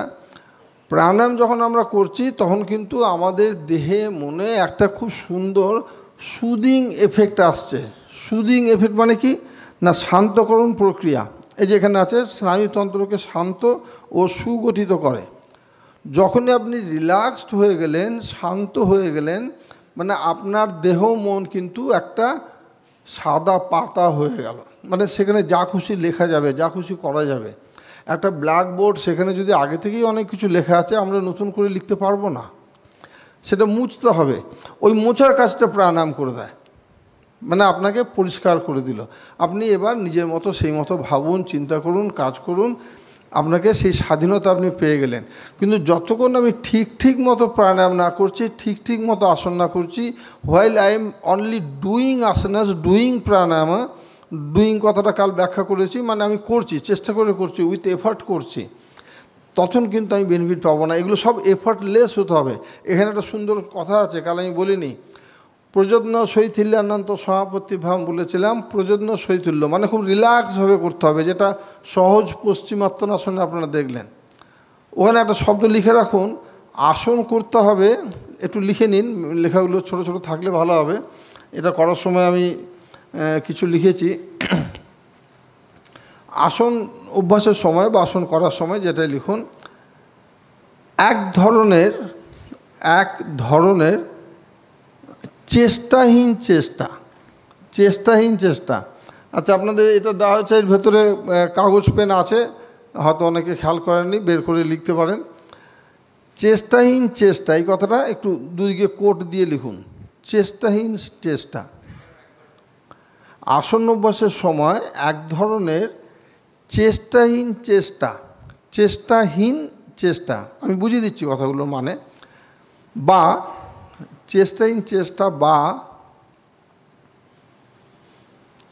এফার্টলেস, EFFORTLESS, এফার্টলেস এফার্ট কাজ করবে। আসন অভ্যাসের সময় এক ধরনের চেষ্টাহীন চেষ্টা, হ্যাঁ, আসন অভ্যাসের সময় বা আসন করার সময়, হ্যাঁ, চেষ্টাহীন চেষ্টা বা এফার্টলেস এফার্ট, মানে চেষ্টাহীন চেষ্টা কথাটা ইংরেজি, এফার্টলেস এফার্ট কাজ করবে। মানে এটা কী হলো, এই যে আমি আপনাদের কথা বলছি, আমি বলে যাচ্ছি, আমার মনে যা আসছে, ব্রেন থেকে যা সাপ্লাই আসছে, মুখ দিয়ে বেরিয়ে যাচ্ছে। আপনি এখান থেকে বেরিয়ে যান, বেরিয়ে যদি কোনো রাজনৈতিক নেতা ভাষণ দিচ্ছে হয়, কি মনে হয় তিনি চেষ্টাহীনভাবে বলছেন কথাগুলো? আজ এই যোগাসন আপনারা যদি না করেন তাহলে আগামী দিনে সুস্থ থাকতে পারবেন না। এটা হলো উইথ চেষ্টা, উইথ এফার্ট। এটা হলো উইথ এফার্ট, আর আমি বলছি উইদাউট এফার্ট। আমার ব্রেনে আসছে, মুখ দিয়ে বেরিয়ে যাচ্ছে, ওনারও ব্রেনে আসছে, মুখ দিয়ে বেরোচ্ছে। উনি জোর করার কারণ আছে, জোর করার কারণ, he is doing something but I am not doing anything. আমার যা মনে আসছে মুখ দিয়ে বেরিয়ে যাচ্ছে। I am feeling, he is doing. তখন তো বুঝতে পারছেন, উনি চেষ্টা করে বলছেন কথাগুলো, আর আমি চেষ্টাহীনভাবে বলছি। আমি যে বসে আছি, আপনার সবাই বসে আছেন চেষ্টাহীনভাবে, মানে বসে থাকার জন্য কিন্তু টানার চেষ্টা করছেন না, এই পড়ে যাব। টানার চেষ্টাটা কখন করতে হয়? যখন লোকাল ট্রেনে 3 জনের জায়গায় 4 জন বসে, চতুর্থ ম্যানকে সবসময় চেষ্টা করতে হয় পড়ে না যায়। বসে থাকার জন্য চেষ্টা করতে হয়। এই যে চেষ্টা করতে হয় কথাটা বলছি, চেষ্টাহীন বলছি। কিন্তু আপনারা সবাই হেঁটে এসে এখানে বসে চেয়ারটা ভালো করে গুছিয়ে বসেছেন, ওই সময় একটা চেষ্টা ছিল আপনার মধ্যে, কিন্তু এখন চেষ্টাহীন। আসলে ফাইনাল পশ্চারে যখন চলে যাব, যখন প্রাণায়াম করব, এই ধরনের চেষ্টাহীনভাবে যদি আমরা করতে পারি, এফার্টলেসলি করতে পারি, অনেক ভালো হবে। আজকে মূল আলোচনা প্রাণায়াম, কিন্তু এটা টানলাম বোঝার সুবিধার জন্যে। আমাদের ক্লাসে এক ভদ্রলোক প্রাণায়াম করছেন। কাউকে না প্রাণায়াম শেখানো খুব মুশকিল, আসন যদি বা শেখানো যায়, প্রাণায়াম শেখানো খুব মুশকিল। আপনি অনুলোম বিলোম করুন, আমি জানি মানে আমার কাছে উনি শিখতে এসছেন, টাকা দিয়েছেন, কিন্তু উনার ইগো বলছে আমি শিখবো, আমি তো জানি সব। মানে আমি যার কথা বলছি তিনি দুর্গাপুরের ডিএসপি একজন বড় অফিসার। হ্যাঁ, কিন্তু এটাও বলি, ওই যে তদা দ্রষ্টু স্বরূপে অবস্থানাম, নিজেকে স্বরূপে দেখা, এটা খুব কঠিন। উনার রূপ তখন স্টুডেন্ট, আমার ছাত্র, আমি যা বলবো ওকে শুনতে হবে। নাপিতের কাছে গিয়ে যদি আমি বলি আগেকার দিনের হিসেবে যে মাথা নোয়াবো না, সোজা রাখবো, তাহলে তো হবে না। একজন ছাত্র পড়তে পড়তে দাগ দিল এক জায়গায় পেনে করে, বাবা বলছে এই ওখানে দাগ দিলি কেন বইতে? এখানে একটা ভুল লেখা আছে। কি ভুল লিখেছে? রাজা রামমোহন রায় কখনো কারো কাছে মাথা নত করেন নাই। উনি কি চুল কাটতেন না? উনি মাথা নত করেন নাই। তো মাথা নত আমাদের করতে হয় অনেক জায়গায়, কেন না নিজের স্বার্থে। এই যে ছোটো ছোটো ঘটনার উদাহরণ বলছি না, আপনি এগুলো মনে রাখবেন, পারলে দুটোটা লিখেও রাখবেন, অনেক কাজে লাগবে। আমার ছেলে একদিন, তখন কম বয়স, 15, 16, 17 এরকম হবে, একদিন খুব উত্তেজিতভাবে ঘরে ঢুকেছে, বাড়িতে ঢুকেছে। আমি ওর মা বসেছিলাম পাশাপাশি ঘরে, কিছু কথা বলছিলাম। কী হলো রে? জানো আমাকে কি বলেছে, আমি ছেড়ে কথা বলবো না, আমি বলবো না। মানে বন্ধুর সঙ্গে ঝগড়া হয়েছে, ভীষণ উত্তেজিত হয়ে গেছে। আমি কী আছে, তুই বসে বল কী হয়েছে একটু শুনি, অত উত্তেজিত হওয়ার কিছু নেই। না, তোমাকে যদি বলতো তাহলে তুমি বুঝতে। হ্যাঁ, তুমি তো কিছুতেই উত্তেজিত হও না, মানে ওটা আমার দোষ। হ্যাঁ, সবাই ওরকম নয়, বাজে কথা বলবে আর আমি ছেড়ে দেবো। তো যাই হোক, ওর কাছ থেকে মোটামুটি যেটা পেলাম যে বন্ধু কিছু বাজে কথা বলেছে, ও তো খুব রাগ হয়েছে, ও তার বদলা নেবে। আমি বদলা নেওয়ার দরকার নাই, ছেড়ে দে, বন্ধু, দুদিন পরে আবার বন্ধুত্ব হয়ে যাবে। হ্যাঁ, ওরকম করিস না। তা বলে আমি ওর কাছে হেরে যাব? আমি যে হ্যাঁ হেরেই যা, হার মেনে নে, লাভ হবে। হার মানলে কখনো লাভ হয় না। আমি যে হয়। আমাদের বাড়ির একতলার দরজাগুলো একটু নিচু, দোতলাগুলো ঠিক আছে। তুই যখন ঘরে ঢুকলি আমি দেখলাম তুই মাথাটা নিচু করে ঢুকলি। মাথা নিচু করলি কেন? তো মাথা সোজা করে ঢুকবো, মাথাটা ফেটে যাবে না, কপালটা ফেটে যাবে না? তখন তো রেগে আছে, কপালটা ফেটে যাবে না? আমি যে তাহলে মাথা নিচু করলি, কপালটা ফাটলো না? বলছে না। আমি তাহলে মাথা নিচু করে তারপর মাথা উঁচু করা যায়। মাথা নিচু মানে কি তোকে নিচেই রাখতে হবে নাকি? কোনো তো দরকার নেই। চেষ্টা প্রসঙ্গে এগুলো বললাম যে আমরা অকারণে অনেক জায়গায় এক্সট্রা এফার্ট যোগ করে দিই। এফার্টলেসভাবে করতে হবে সব কিছু, তাহলে অনেক ভালো হবে। প্রাণায়াম, ওই ভদ্রলোকের কথা বলছিলাম যে ডিএসপির বড় অফিসার, আমি সব জানি, আমি করুন।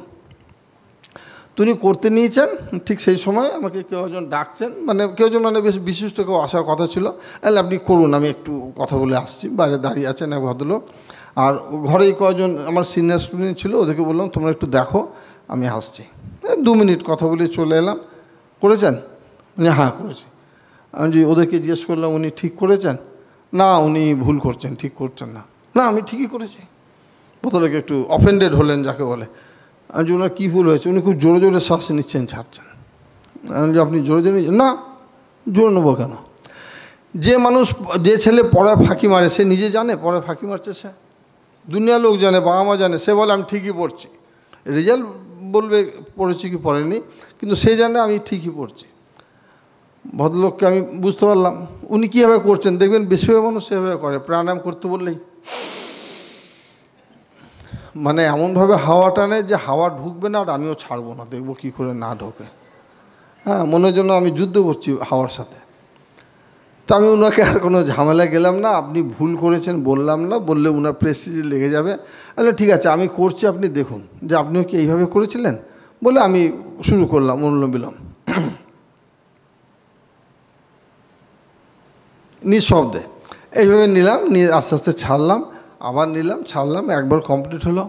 না, আমি এইভাবে করিনি। তখন উনি বুঝতে পারলেন। আমি তাহলে আপনি এইভাবে করবেন, অত জোরে জোরে করবেন না, উইথ এফার্ট। মানে প্রাণায়াম করতে গেলে বেশিরভাগ মানুষই এফার্ট অ্যাড করে নেন সাথে, এফার্ট দেওয়ার দরকার নেই। প্রাণায়াম সম্বন্ধে বলা আছে পরিষ্কার আমাদের হঠযোগ প্রদীপিকায়, ভুল অভ্যাসের সম্ভাব্য ক্ষতি, দেখুন তারপরেই আছে। অনেকে ধারণা প্রাণায়াম ভুল করলে, না এটা আছে মোবাইলের পোস্টে আছে, ভুল অভ্যাসের সম্ভাব্য ক্ষতি। অনেকে ধারণা প্রাণায়ামে ভুল হলে কোনো ক্ষতি হয় না, বলুন, ও তো শ্বাস নেওয়া ছাড়া। আমি হ্যাঁ, ক্ষতি হয় না। আপনি বলুন তো যে কোনো একটা সারা জীবনে আপনার ঘটনা যেখানে ভুল করলে ক্ষতি হয় না, যে কোনো একটা বলুন, চায় বেশি চিনি দিলে ক্ষতি হয় না, দুধ বেশিক্ষণ জাল দিলে ক্ষতি হয় না, বা অনেক রাত জাগে পড়লে ক্ষতি হয় না, কিংবা সারা মাস ফাঁকি মেরে থাকলে ক্ষতি হয় না। কোন ক্ষেত্রে ক্ষতি হয় না, কোনটা ভুল হলে ক্ষতি হয় না? সাইকেল চালাতে গিয়ে, গাড়ি চালাতে গিয়ে বাঁ দিকে বদলে ডান দিকে গেলে কোনো ক্ষতি হয় না, সমস্ত ক্ষেত্রে ক্ষতি হয়। তো প্রাণায়ামে ক্ষতি হবে না কেন? আপনি ভুল করবেন, ক্ষতি হবে না? এবার কি কথা? তো আপনার ঠিক করতে বাধা কোথায়? আপনি ভুল হলে ক্ষতি হয় না জিজ্ঞেস করছেন কেন? আপনি ঠিকটা জেনে নিন, ঠিক মতো করুন। হঠযোগ প্রদীপিকার 2য় অধ্যায়, কাল আমি বইগুলো এনেছিলাম, আজকে আনিনি। আপনাদের বলি, হঠযোগ প্রদীপিকা, ঘেন্দ্র সংহিতা, শিব সংহিতা, এই বইগুলো পড়বেন যাদের যোগে আগ্রহ আছে। হ্যাঁ, এবং মানে এগুলো কেনার মতো আর্থিক সামর্থ্য আছে। 3টে বই মিলিয়ে বর্তমানের দাম 450 টাকা। আপনারা যে দোকানে কিনুন হয়তো কিছু ছাড় দেবে, 400 টাকা বা কিছু কম পড়বে, কিনে নেবেন। পড়তে পারবেন না, বুঝতে পারবেন না, কিন্তু চেষ্টা করবেন, চেষ্টা করতে করতে বোঝা যাবে। 2য় অধ্যায়ের 15 এবং 16 নম্বর শ্লোকে বলা হচ্ছে, যথা গজ সিংহ ব্যাঘ্র। শ্লোকটা এরকম, এটা লিখতে যাবেন না, অনেকটা বড়, বরং হঠযোগ প্রদীপিকা 2/15 এটা লিখে রাখতে পারেন, যদি কারো কাছে বই থাকে দেখবেন। যথা গজ সিংহ ব্যাঘ্র, মানে যেমন গজ মানে হাতি, সিংহ বাঘ, ভবেদ বৎস শনৈ শনৈ, মানে পোষ মানে আস্তে আস্তে, ধীরে ধীরে পোষ মানে, তথৈব সেবিত বায়ু, তথৈব মানে তথা ইব সেইভাবে, সেবিত বায়ু মানে প্রাণায়াম অভ্যাস করবে, অন্যথা যদি তুমি এইভাবে না করো, ধীরে ধীরে না করো, অন্যথা হন্তি সাধকম, হন্তি মানে হত্যা করবে, সাধকম মানে যে প্রাণায়াম অভ্যাসকারী সাধক তাকে হত্যা করবে। কে হত্যা করবে? প্রাণায়াম। একদম পরিষ্কার বলছে যে প্রাণায়াম তাকে হত্যা করবে। তো আমি কেন এই হত্যার দিকে যাব? আমি কেন ভালো থাকবো না, ঠিকমতো শিখবো না, কেন ধীরে ধীরে করব না? এক রাজা ঘোষণা করলেন, তার ঘোড়সালে একটা ঘোড়াশালের একটা ঘোড়া কিছুতেই পোষ মানছে না, ওকে পোষ মানানো যাচ্ছে না, যে পোষ মানাতে পারবে তাকে এই দেওয়া হবে ঘোষণা করলেন। তো যেই আসে পোষ মানাতে যায় সেই আহত হয়ে যায়, 2 জন তো মরেও গেল। তা এইভাবে রাজা ভাবলো যে ওকে আর পোষ মানানো যাবে না। এমন সময় একটি ছেলে এলো, সে বললো আমি পোষ মানাবো। তুই মানাবে? এতজন তো মারা গেল, যে আমি চেষ্টা করে দেখি। ঠিক আছে, আপনি কি কি কি দেবেন? বলে এই দেবো। ঠিক আছে বলে ঘোড়াকে নিয়ে বেরিয়ে গেল। বলে আমার কিন্তু ফিরতে দেরি হতে পারে, আপনি চিন্তা করবেন না। 1 মাস, 2 মাস, 3 মাস, 1 বছর হয়ে গেল, সেই ছেলে ফেরে না। সবাই ধরে নিল ঘোড়া নিয়ে পালিয়েছে। 1 বছরের মাথায় ফিরে এলো, একদম ঘোড়া খুব সুন্দর পোষ মেনেছে, ও ঘোড়ায় চেপে ধীরে ধীরে এলো। কীভাবে পোষ মানালো?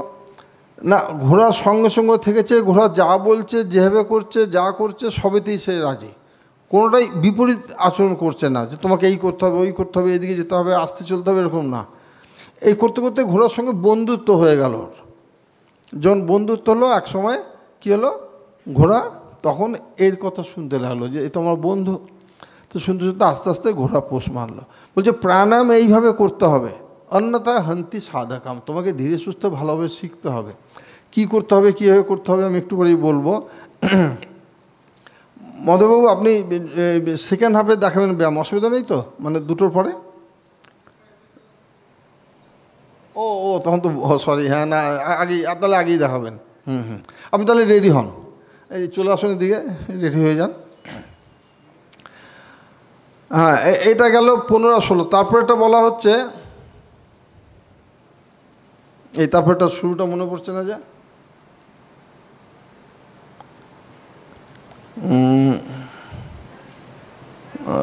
কারো কারো জানা আছে?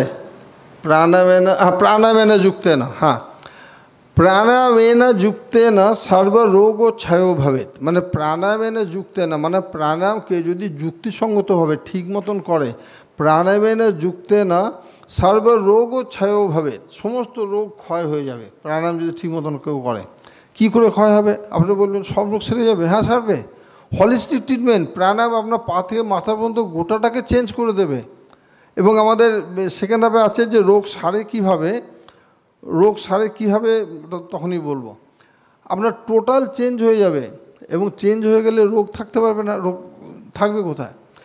প্রাণায়ামেন যুক্তেন সর্বরোগ ক্ষয় ভবেৎ, আযুক্ত অভ্যাস যোগে না। আযুক্ত মানে অযৌক্তিকভাবে ভুলভাবে অভ্যাস করলে আযুক্ত অভ্যাসে যোগেন সর্বরোগ সমুদ্ভবঃ, সমস্ত রোগ চলে আসবে তোমার কাছে। মানে তোমার কাছে যদি রোগ নাও থাকে তারা সব চলে আসবে। কেন না তুমি সুন্দর পরিবেশ তৈরি করেছো রোগগুলোর, তারা আপনার কাছে চলে আসবে। তো কাজে আমাকে কিন্তু প্রাণায়াম ভালোভাবে শিখতে হবে। এবং BKS আয়েঙ্গার 3বার পদ্ম পুরস্কার পেয়েছেন, উনি ওনার প্রাণায়ামের বইতে খুব সুন্দরভাবে বলছেন, while practising pranayama be cautious, খুব সতর্ক হও। কেন? You are playing with the most 2 vital organs of our body.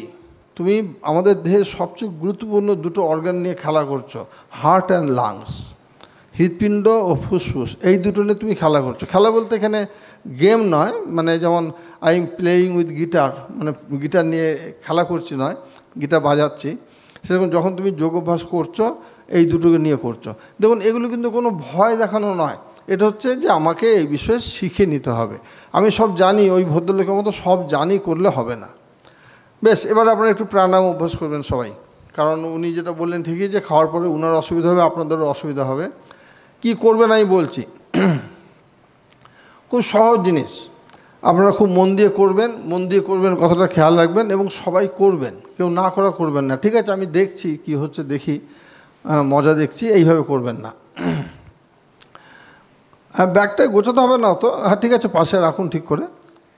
আপনারা শ্বাস নেবেন ছাড়বেন, শ্বাস নেওয়া ছাড়া, এই যে শ্বাস নেবেন ছাড়বেন, আপনারা কি করবেন না কাউন্ট করবেন, গুনবেন।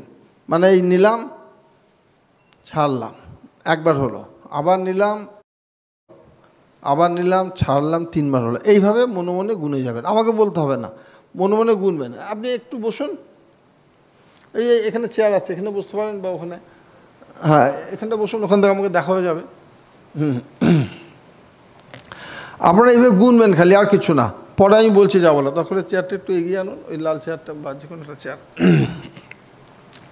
হ্যাঁ সবাই রেডি? আমি ঘড়ি দেখবো।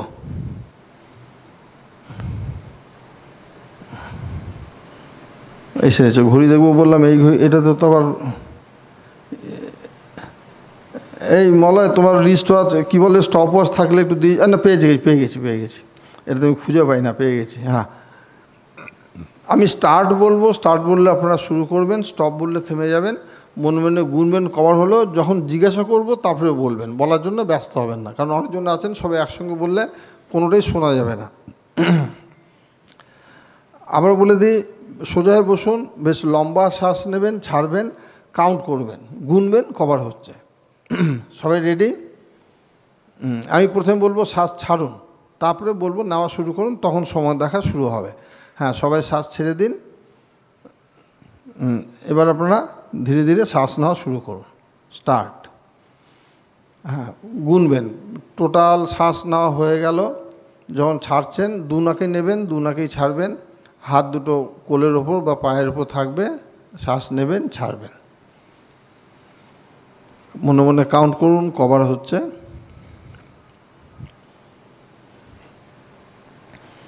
বেশ আরাম করে করুন, শ্বাস নিন, ছাড়ুন।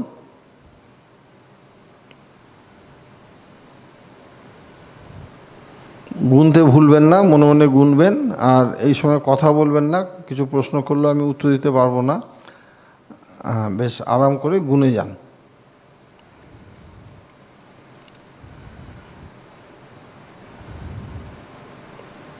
শ্বাসের দিকে মন।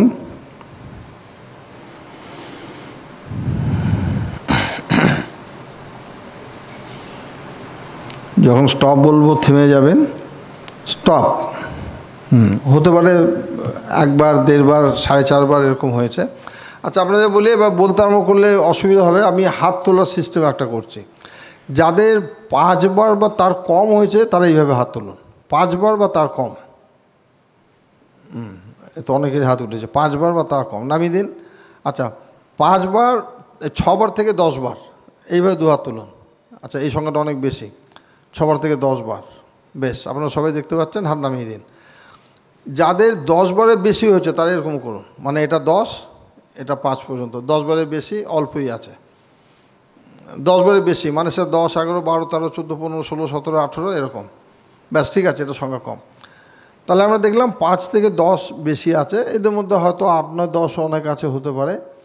তাহলে এবার এই যে ভাবটা হলো, দেখুন আমরা তো সবাই এক জায়গায় আছি, একভাবে আছি, বসে আছি, কিন্তু এই তফাৎটা হলো কেন? মানে 5-এর কম অনেকে করেছেন, 5 থেকে 10 তার চেয়ে বেশি, 10-এর কম বেশিও কয়েকজন। এটা কেন হলো, কীভাবে হলো? আমি তো একই জিনিস করতে বলেছি, শ্বাস নিন, ছাড়ুন। কেন হলো এটা যদি ভাবতে যাই তাহলে অনেকগুলো কারণ আমরা পাবো। প্রথম হচ্ছে যে যারা কম বার করেছেন, মানে 5 বার বা তা কম, তাদের ক্ষেত্রে কী হয়েছে, ওরা প্রকৃতই শ্বাসটা গভীর নিয়েছেন। প্রাণায়ামে যেটা কিন্তু খুব গুরুত্বপূর্ণ ব্যাপার, পূরক প্রাণায়ামে। দেখুন প্রাণায়ামে কিন্তু বইতে বলছে না শ্বাস নিন শ্বাস ছাড়ুন, বলছে পূরক করুন, রেচক করুন। যদিও সাধারণভাবে শ্বাস নিন ছাড়ুন আমরা বলি, কিন্তু প্রাণায়ামের টার্মটা হলো পূরক রেচক। পূরক রেচক মানে কি, যা পুরায়তি সা পূরকাহা, মানে আমার যে কাজের দ্বারা ফুসফুস বায়ুপূর্ণ হয় সেটাকে বলা হচ্ছে পূরক, সেটা হলো পূরক। আমার ফুসফুস বায়ুপূর্ণ হচ্ছে, তার মানে ওনারা এটাকে পুরো বায়ুপূর্ণ করেছেন, সময় লেগেছে, আবার ধীরে ধীরে ধীরে ধীরে ছেড়েছেন। যখন ছাড়ছেন ফুসফুসটাকে একদম খালি করে দিচ্ছেন। তার মানে কি, ধরুন এটা যদি আমার ফুসফুসের টোটাল ক্যাপাসিটি হয় শ্বাস নেওয়া ছাড়ার, এতটা নিতে পারি, এতটা ছাড়তে পারি। আমরা সাধারণভাবে কিন্তু এইটুকুর মধ্যে নেওয়া ছাড়া করি, সাধারণভাবে 1/3 এই নেওয়া ছাড়া চলছে, দিব্যি আমাদের কাজ চলে যাচ্ছে, কোনো অসুবিধা নেই। দৌড়ালে তখন একটু বেশি নিই, দৌড়াতে হলে সিঁড়ি উঠতে গেলে তখন বেশি নিতে হয়, হাঁপিয়ে যায় যেটাকে আমরা বলি। তো তাহলে তারা গভীর নিচ্ছেন। যারা 5 থেকে 10 বার, হয়তো 6, 7, 8, 9, 10 যে কোনো হোক, তার মানে তারা অত গভীর নেননি, এটা ধরে নেওয়া যেতে পারে। কিন্তু তারা হয়তো গভীর নিয়েছেন হতে পারে, কিন্তু একটু স্পিডে করেছেন, যার জন্য সংখ্যা বেশি হয়েছে। যাদের 10-এরও ওপর হয়েছে তারা হয় আরও কম শ্বাস নেওয়া ছাড়া করেছেন, মানে এইটুকু নিচ্ছেন ছাড়ছেন, নিচ্ছেন ছাড়ছেন, পুরো নিচ্ছেন না, পুরো ছাড়ছেন না, যার জন্য তাদের বেশি বার হয়েছে। এটা গেল একদিক। এবার আমি একটু বলি যে পুরো শ্বাস নেওয়ার প্রয়োজন কি, পুরো ছাড়ার প্রয়োজন কি, পূরক রেচক প্রয়োজন কেন, বা প্রাণায়াম এত উপকারী, একদম বলা হচ্ছে শ্রেষ্ঠ তপস্যা, এতে সব রোগ সেরে যায়, এইসব দাবিগুলো করছে কারণ কি?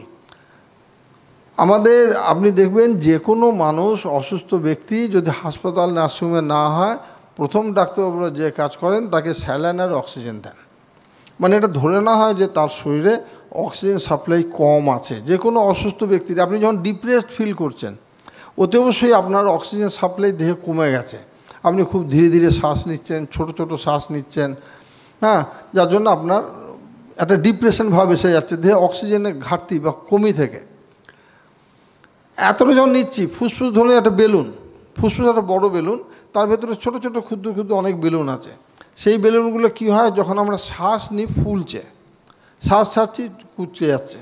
এই যে ফুলছে দেখুন, এই করছে, আমরা তো পুরো নিচ্ছি না, পুরো ছাড়ছি না, এই করছে, কখনোই কিন্তু এই হচ্ছে না, বেলুনটা পুরো ফুলছে না। পুরো না ফুললে কি হচ্ছে, এক সময় আপনি যখন বলবেন আমি হাঁপাচ্ছি, দৌড়চ্ছি, বেশি হলো, তোমাকে ফুলতে হবে, হাওয়া নিতে হবে, সে বলবে আমি তো এর চেয়ে বেশি ফুলতে পারি না। দেখুন আপনাদের কারো কারো হচ্ছে, হয়তো মুখে বলেননি, মনে হচ্ছে যেন পুরো শ্বাস নিতে পারছি না, একটু কষ্ট হচ্ছে, কারণ আপনি পুরো ফুলতে পারছেন না ফুসফুস। তাহলে প্রাণায়ামে ফুসফুস পুরো খুলছে, ওপেন হচ্ছে, এবং যখন আপনি ছেড়ে দিচ্ছেন পুরো চুপসে যাচ্ছে। কিন্তু নর্মালি চুপসাচ্ছে না, নর্মালি এই থাকছে, এই হচ্ছে। তাহলে পুরো যদি না চুপসে, তাহলে স্বাভাবিক নিয়মে যেটা হবে, এখানে কিছুটা বায়ু জমে থেকে যাচ্ছে। আমি আপনাদের একটু সহজভাবে বোঝাচ্ছি, সায়েন্টিফিক্যালি বলতে গেলে জিনিসগুলো অন্যরকম হবে, কিন্তু জিনিসটা বেসিক্যালি এটা। এখানে কিছু বায়ু জমে থাকছে, সেই বায়ুগুলো বেরোচ্ছে না, মানে বদ্ধ বায়ু, জমা বায়ু মানে কি, কিচ্ছু না। আপনি আপনার বাড়ির ঘর দরজা জানলা সারাদিন বন্ধ রাখুন, সন্ধ্যেবেলা দরজা খুলুন, ঘরের ভেতরে কেমন যেন গন্ধ লাগছে। তাহলে ফুসফুসের ভেতরে তো এই জিনিস হওয়ার সম্ভাবনা। আমাদের শরীর খুব শক্তিশালী যন্ত্র, অত সহজে হয় না। কাজে যখন আমি পুরো শ্বাস নিচ্ছি, পুরো খুলে গেল, মানে পুরো পরিপূর্ণ খুললো, আবার যখন পুরো ছেড়ে দিচ্ছি রেচক, পুরো চুপসে গেল। তাহলে এই কাজটা যদি প্রতিদিন আমি নিয়ম করে দিনে 1 বার বা 2 বার করি, তাহলে আমার ফুসফুসের কার্যক্ষমতা বাড়বে না? বাড়তেই হবে। এবং ফুসফুসের কার্যক্ষমতা বাড়া মানে হচ্ছে তার প্রতিবেশী হৃৎপিণ্ড সেও খুব খুশি হবে, তার কাজের চাপ কমবে, হালকা হবে। বেশ, জিনিসটা আপনারা বুঝে গেলেন। আরেকবার 1 মিনিট করবেন। এবার কিন্তু আপনারা কি করবেন, শ্বাসের দিকে বিশেষ নজর দেবেন, ফুসফুসের দিকে নজর দেবেন। এই ফুসফুস দুটো আছে আমাদের বুকের ভেতরে, খাঁচার ভেতরে, একদম পুরোপুরি আপনার ব্যক্তিগত সম্পদ ফুসফুস দুটো। হ্যাঁ, তার কিন্তু যত্ন নিতেই হবে। যত্ন কীভাবে নেবেন, একটা কথাই বলি রোগ আরোগ্য প্রসঙ্গে, যে আমাদের যে রোগ হয়, আমরা রোগ হওয়ার পর রোগটাকে সারানোর জন্য, তাড়ানোর জন্য বহু রকম চেষ্টা করি। কিন্তু আমি যদি শুধু আমার শরীরের সাথে সহযোগিতা করি, কোঅর্ডিনেট করি, হ্যাঁ, কোঅপারেশন করি, তাহলে কিন্তু রোগগুলো আসে না। যেমন আমরা এই মহাবিশ্ব পৃথিবীর সঙ্গে যদি কোঅপারেট করি, গাছ না কাটি বা পরিবেশ ধ্বংস না করি, তাহলে পরিবেশ ঠিক থাকবে, আমাদের শরীরও ঠিক থাকবে। বেশ, এবার আপনারা করবেন, সবাই আরাম করে বসে যান। তখন তো এক চান্সে পেয়ে গেছিলাম, এখনও পেয়ে গেছি। কেউ কিন্তু জোর করে করবেন না বা সংখ্যা কমানোর চেষ্টা করবেন না, নর্মালি নেবেন, পুরো শ্বাস নেবেন, পুরো ছাড়বেন। বেশ, সবাই রেডি হয়ে যান, আরাম করে বসুন, ধীরে ধীরে শ্বাস ছেড়ে দিন, এবার নেওয়া শুরু করুন। বেশ আরাম করে ধীরে ধীরে, শ্বাস নিতে কি আরাম লাগছে। পুরো শ্বাস নেওয়া হয়ে গেল, বুকের খাঁচা কাঁধ পুরো ফুললো। এবার আস্তে আস্তে আপনি শ্বাস ছাড়ছেন, ছাড়ার সময় কাঁধ দুটোকে একদম রিল্যাক্স করে দিন, গোটা শরীরকে রিল্যাক্স করুন। ধীরে ধীরে গভীর শ্বাস নিন, আবার ধীরে ধীরে ছাড়ুন। খুব আরাম করে শ্বাসের দিকে পুরো নজর, এবং আপনি ফুসফুসকে পুরো ফোলাচ্ছেন, আবার ধীরে ধীরে ফুসফুসকে রিল্যাক্স করে সংকুচিত করছেন, বেশ আরাম করে। গুনবেন, আমি এর কথাটা বলতে ভুলে গেছি, গুনছেন নিশ্চয়ই আপনারা, মনে মনে গুনবেন, কভার হচ্ছে, গুনতে ভুলবেন না। বেশ আরাম করে করুন, খুব সহজভাবে। যখন আমি স্টপ বলবো থামবেন, কভার হলো মনে রাখবেন, বলার জন্য ব্যস্ত হবেন না।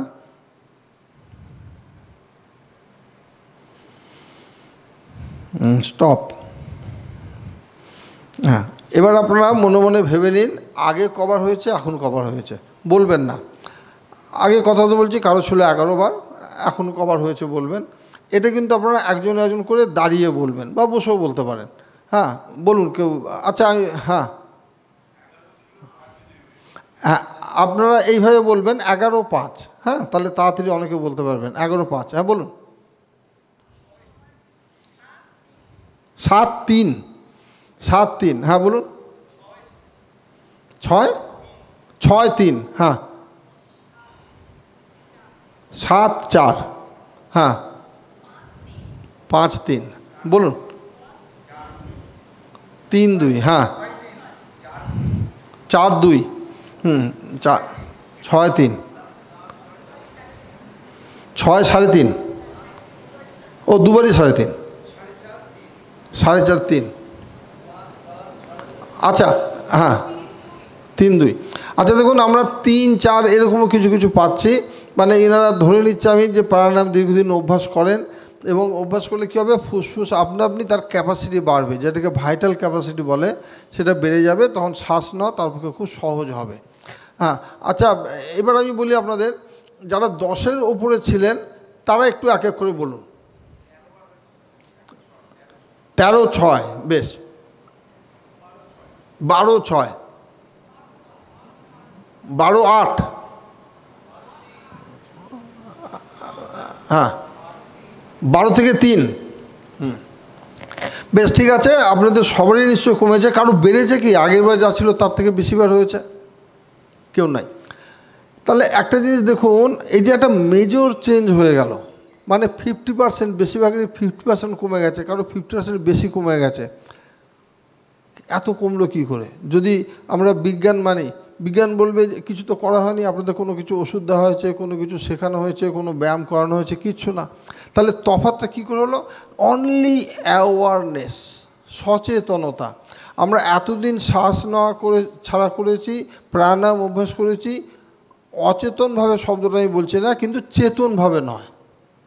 এখন আমরা সচেতন হলাম, চেতনা সম্পন্ন হলাম।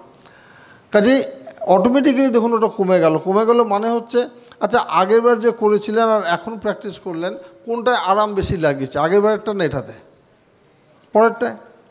হ্যাঁ, এবং আরেকটা জিনিস দেখুন যেটা অটোমেটিক হয়েছে, আমি কিন্তু কাউকে বলিনি চোখ বন্ধ করুন, আপনারা সবাই প্রায় চোখ বন্ধ করে করেছেন। তার মানে ইনওয়ার্ড জার্নি শুরু হচ্ছে, চোখ বন্ধ, আর কোনো অ্যাক্টিভিটি নেই, আমি শ্বাস নেওয়া-ছাড়া করছি। এই যে প্র্যাকটিসটা হলো আপনারা করলেন, আচ্ছা এখনও মানে দ্বিতীয়বার 10 বারের বেশি কারো হয়েছে বা 8 বারের বেশি? দেখুন কারো নাই। 7 বার বা তার বেশি হয়তো 2 জন থাকতে পারেন। দেখুন বেশিরভাগই কিন্তু নেমে এসছে। এইবার প্রশ্ন আসছে যে তাহলে স্ট্যান্ডার্ড কোনটা? একটা তো স্ট্যান্ডার্ড ঠিক করতে হবে যে 3 বার 4 বার 5 বার 6 বার, হায়েস্ট হয়তো 7-8 বার আছে এখন। স্ট্যান্ডার্ড কোনটা? স্ট্যান্ডার্ড যদি মানতে হয় খুব সহজ একটা অঙ্ক আছে, হিসেব আছে। কীরকম? মিনিটে আমরা সাধারণভাবে 18 থেকে 20 বার শ্বাস নেওয়া-ছাড়া করি। আমি হিসেবের সুবিধার জন্য 20 বার ধরলাম। 60 সেকেন্ডে 20 বার মানে পার ব্রিদিংয়ের সময় লাগছে 3 সেকেন্ড, কি তাই তো? 20 × 3 60, তাহলে পার ব্রিদিং 3 সেকেন্ড, মানে আপনার ব্রিদিং টাইম হচ্ছে 3 সেকেন্ড। এখানে আমি আপনাদের আগের যে পোস্টটা চেঞ্জ করে একটা অন্য পোস্ট দেবো ঠিক করেছিলাম, সেটা দেওয়া হয়নি, আমি দিয়ে দেবো, ওটাকে ডিলিট করে এটা দিয়ে দেবো। নতুন পোস্টে আমি লিখেছিলাম breathing time and breathing rate, breathing time breathing rate. তার মানে দেখুন তখন আগে নর্মালি আমরা যে শ্বাস প্রশ্বাস নিই আমাদের ব্রিদিং রেট হচ্ছে মিনিটে 20 বার। হ্যাঁ, ব্রিদিং ইন আউট মিলে, হ্যাঁ ব্রিদিং মানে কিন্তু সবসময় নেওয়া ছাড়া দুটো মিলিয়ে বোঝাচ্ছে। আপনারা সেটাই করেছেন তো সবাই? নেওয়া ছাড়া মিলে। তাহলে ব্রিদিং রেট হলো 20 বার নর্মাল ব্রিদিং। আপনি যে বসে আছেন, আমি বসে আছি, নর্মাল 20 বার। কিন্তু যখনই আপনাকে প্রাণায়াম বলা হলো আপনার হচ্ছিল 8 বার 9 বার 10 বার কি 12 বার এরকম। কিন্তু যখনই আপনার মধ্যে চেতনা এলো সেটা কমে গিয়ে আবার হিসেবের সুবিধার জন্য আমি 6 বার ধরছি। ধরুন যার 6 বার হচ্ছে মিনিটে 6 বার, মানে এক একটা ব্রিদিংয়ে কখন লাগছে? 10 সেকেন্ড। 60 সেকেন্ডে 6 বার মানে 10 সেকেন্ড সময় লাগছে। 10 সেকেন্ড হলো তার breathing time, breathing time 10 second. আর হ্যাঁ বলুন। হ্যাঁ, নেওয়া ছাড়া মিলেই তো। হ্যাঁ, ব্রিদিং মানেই নেওয়া ছাড়া, তার ব্রিদিং টাইম হচ্ছে 10 সেকেন্ড। এই যে 10 সেকেন্ড টাইম, এইটা কিন্তু অনেক কিছু বোঝার আছে এখানে। দেখবেন বহু জায়গায় প্রাণায়ামে বলে 3 সেকেন্ডে শ্বাস নাও 3 সেকেন্ডে ছাড়ো, কিংবা 5 সেকেন্ডে নাও 10 সেকেন্ডে ছাড়ো। কিন্তু আপনার যদি ব্রিদিং টাইম না জানা থাকে তাহলে আপনি করতে পারবেন না। ওই নিয়ম মানতে গেলে আপনার অসুস্থ হবে। কীরকম দেখুন, এখন আপনি জেনে গেলেন, আমি ধরে নিচ্ছি আপনাদের সবারই 6 বার হয়েছে হিসেবে সুবিধার জন্য, তাহলে হচ্ছে 10 সেকেন্ড, 10 সেকেন্ড হচ্ছে ব্রিদিং টাইম। তার মানে হচ্ছে কি আপনি শ্বাস নেবেন ছাড়বেন, আপনার হাতে সময় আছে 10 সেকেন্ড।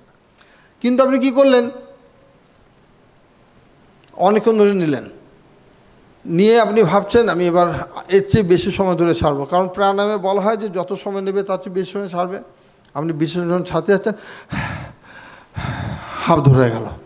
কেন হাফ ধরলো? আপনার তো ব্রিদিং টাইম 10 সেকেন্ড, আপনি একটু ভুলে গেছেন। আপনি কোনো দিন আপনার ব্রিদিং টাইম হিসেব করেননি, আপনি জানেন না। এবার ট্রেনার বলছে আপনি ট্রেনের মতো করতে যাচ্ছেন, হচ্ছে না। ট্রেনার বলছেন আপনি করুন, চেষ্টা করুন, হবে না হওয়ার কী আছে, ওই তো পারছে এ পারছে সে পারছে, আপনার হবে না কেন? কিংবা বলছেন 3 সেকেন্ডে নিন 6 সেকেন্ডে ছাড়ুন, মানে 9 সেকেন্ড হচ্ছে তাহলে টাইম। কিন্তু আপনার হয়তো এমনিতেই হয় মিনিটে 3 বার, এখানে অনেকেই দেখলাম 3 বার করেছেন, তাহলে আপনার ব্রিদিং টাইম হচ্ছে 20 সেকেন্ড। তার মানে আপনি একবার শ্বাস নেওয়া ছাড়া 20 সেকেন্ডে করতে পারেন, সেখানে আপনাকে 9 সেকেন্ডে করতে বাধ্য করা হচ্ছে। এটা কিন্তু করবেন না।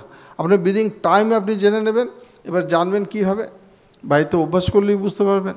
তার মানে এই না যে আপনি প্রতিদিন ঘড়ি দেখবেন যে আপনার ব্রিদিং টাইম কতটা হচ্ছে, কতটা, ও আচ্ছা কাল এতটা ছিল, আজকে একটু কমাতে হবে, বাড়াতে হবে, এরকম নয়। আপনি প্র্যাকটিস করবেন, করতে করতে এমনিই বেড়ে যাবে। বেড়ে যাবে মানে কি, যেটা আপনার 10 সেকেন্ড ছিল ব্রিদিং টাইম, মানে মিনিটে 6 বার, সেটা আস্তে আস্তে কমে 5 বার 4 বার 3 বারে নেমে আসবে, ব্রিদিং টাইম বাড়বে। Breathing time. এবার ব্রিদিং রেট, রেট মানে তো হয়ে গেল সোজা হিসাব, মিনিটে 3 বার করছেন মানে 20 সেকেন্ড আপনার হচ্ছে ব্রিদিং টাইম। আচ্ছা, এই জায়গাটা কেউ বুঝতে না পেরে থাকলে আমাকে বলুন, যেটা আমি এখন বললাম।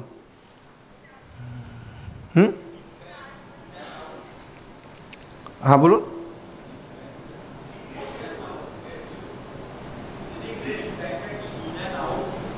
না না, এটা বুঝতে অসুবিধা হচ্ছে কেন? আমি বারবারই ইন অ্যান্ড আউট বলছি, এটা তো অনেকবার বললাম। ব্রিদিং শব্দটা দ্বারাই আমি নেওয়া ছাড়া দুটোই বোঝাচ্ছি, এখানে কোনো দ্বিধা রাখবেন না। আমি আপনাকে সহজভাবে বোঝাচ্ছি। আপনাকে যদি কেউ জিজ্ঞাসা করে যে এই তুমি মে মাসে কবার বেলুড় গেছো, আপনি কি বলবেন? 2 বার বলবেন না 4 বার বলবেন?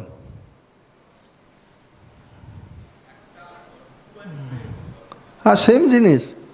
আপনি যাত্রা শুরু করলেন, ফিরে এলেন, একবার কমপ্লিট হলো, সোজা হিসেব। হ্যাঁ, মানে আপনি কখনোই বলবেন না আমি 2 বার শ্বাস নিলাম ছাড়লাম। 2 বার না ছাড়া তো হলো না, একবারই হলো, একবার সিঙ্গেল। বেশ, এইটা নিয়ে আমি সেকেন্ড হাফে আবার আলোচনা করব। আপনারা 2-1 জন। হ্যাঁ বলুন। ব্রিদিং রেট মানে দেখুন সোজা হিসেব, মানে আপনার ব্রিদিং টাইমটা সবাই বুঝতে পারলেন তো? ব্রিদিং না, আগে আমি রেটটা বলি, তাহলে টাইমটা বুঝতে সুবিধা হবে। আপনার মিনিটে যে কবার হয়েছে, ধরুন আপনাদের কারো মিনিটে 5 বার হয়েছে, তাহলে 1 মিনিটে 5 বার মানে 60 সেকেন্ডে 5 বার। তাহলে ওই 5 বারটা হচ্ছে আপনার breathing rate per minute. Breathing rate per minute, দেখুন এবার বুঝতে সুবিধা হবে। ব্রিদিং রেট পার মিনিট 5 বার, তাহলে পার মিনিটে যদি 5 বার হয়, তাহলে একবার ব্রিদিংয়ে কত সময় লাগছে? 12 সেকেন্ড। Your breathing time. এবার প্রশ্ন আসবে, ব্রিদিং টাইমটা আমার জানার প্রয়োজন কোথায়? প্রয়োজনটা এখানে। আমি আপনাকে বললাম যে আপনি এখান থেকে বেলুড় স্টেশনে যান, অমুকের সঙ্গে দেখা করে ফিরে আসবেন, আপনার হাতে সময় 30 মিনিট। আপনি হেঁটে যান, এটা একটু বেশি লাগবে, 15 মিনিট বেশি লাগবে। আমি কথা বলছি, 30 মিনিট সময়, 15 মিনিটে যাবেন, 15 মিনিটে ফিরবেন। কিন্তু যাওয়ার পথে আপনার 2 বার ফোন এলো, কারোর সঙ্গে দেখা হয়ে গেল, 20 মিনিট সময় চলে গেল যেতে, তাহলে ফেরার জন্য হাতে কতক্ষণ আছে? 10 মিনিট। তাহলে আপনাকে দৌড়ে ফিরতে হবে। সেম জিনিস, আপনি শ্বাস নেওয়ার সময় যদি অনেকটা সময় লাগিয়ে দেন, ছাড়ার সময় অনেকে বলে যে স্যার শ্বাস ছাড়ার সময় না কেমন একটু হাঁপ ধরে যায়, কষ্ট হয়, মনে হয় তাড়াতাড়ি ছেড়ে দিই। কারণটা এইটা, একদম সোজা হিসাবে, এর মধ্যে কোনো গোলমাল নেই। কাজে আপনাকে ওইটা মাথায় রেখে করতে হবে। মানে একবার ব্রিদিং আমি ওই 15 সেকেন্ড বা 20 সেকেন্ড বা 12 সেকেন্ডের মধ্যে কমপ্লিট করতে হবে এইভাবে। এগুলো কোনো বাধ্যবাধকতার নিয়ম নয়, আপনাকে অঙ্কের মতো 1 এর 1 2 হয় এইভাবে করতে হবে নয়। জাস্ট একটা অ্যাওয়ারনেস, চেতনা আপনাদের মধ্যে এলো, আপনারা সেইভাবে প্র্যাকটিসগুলো করবেন। ঠিক আছে? আপনারা কি বুঝতে পেরেছেন এই ব্রিদিং রেট, ব্রিদিং টাইম?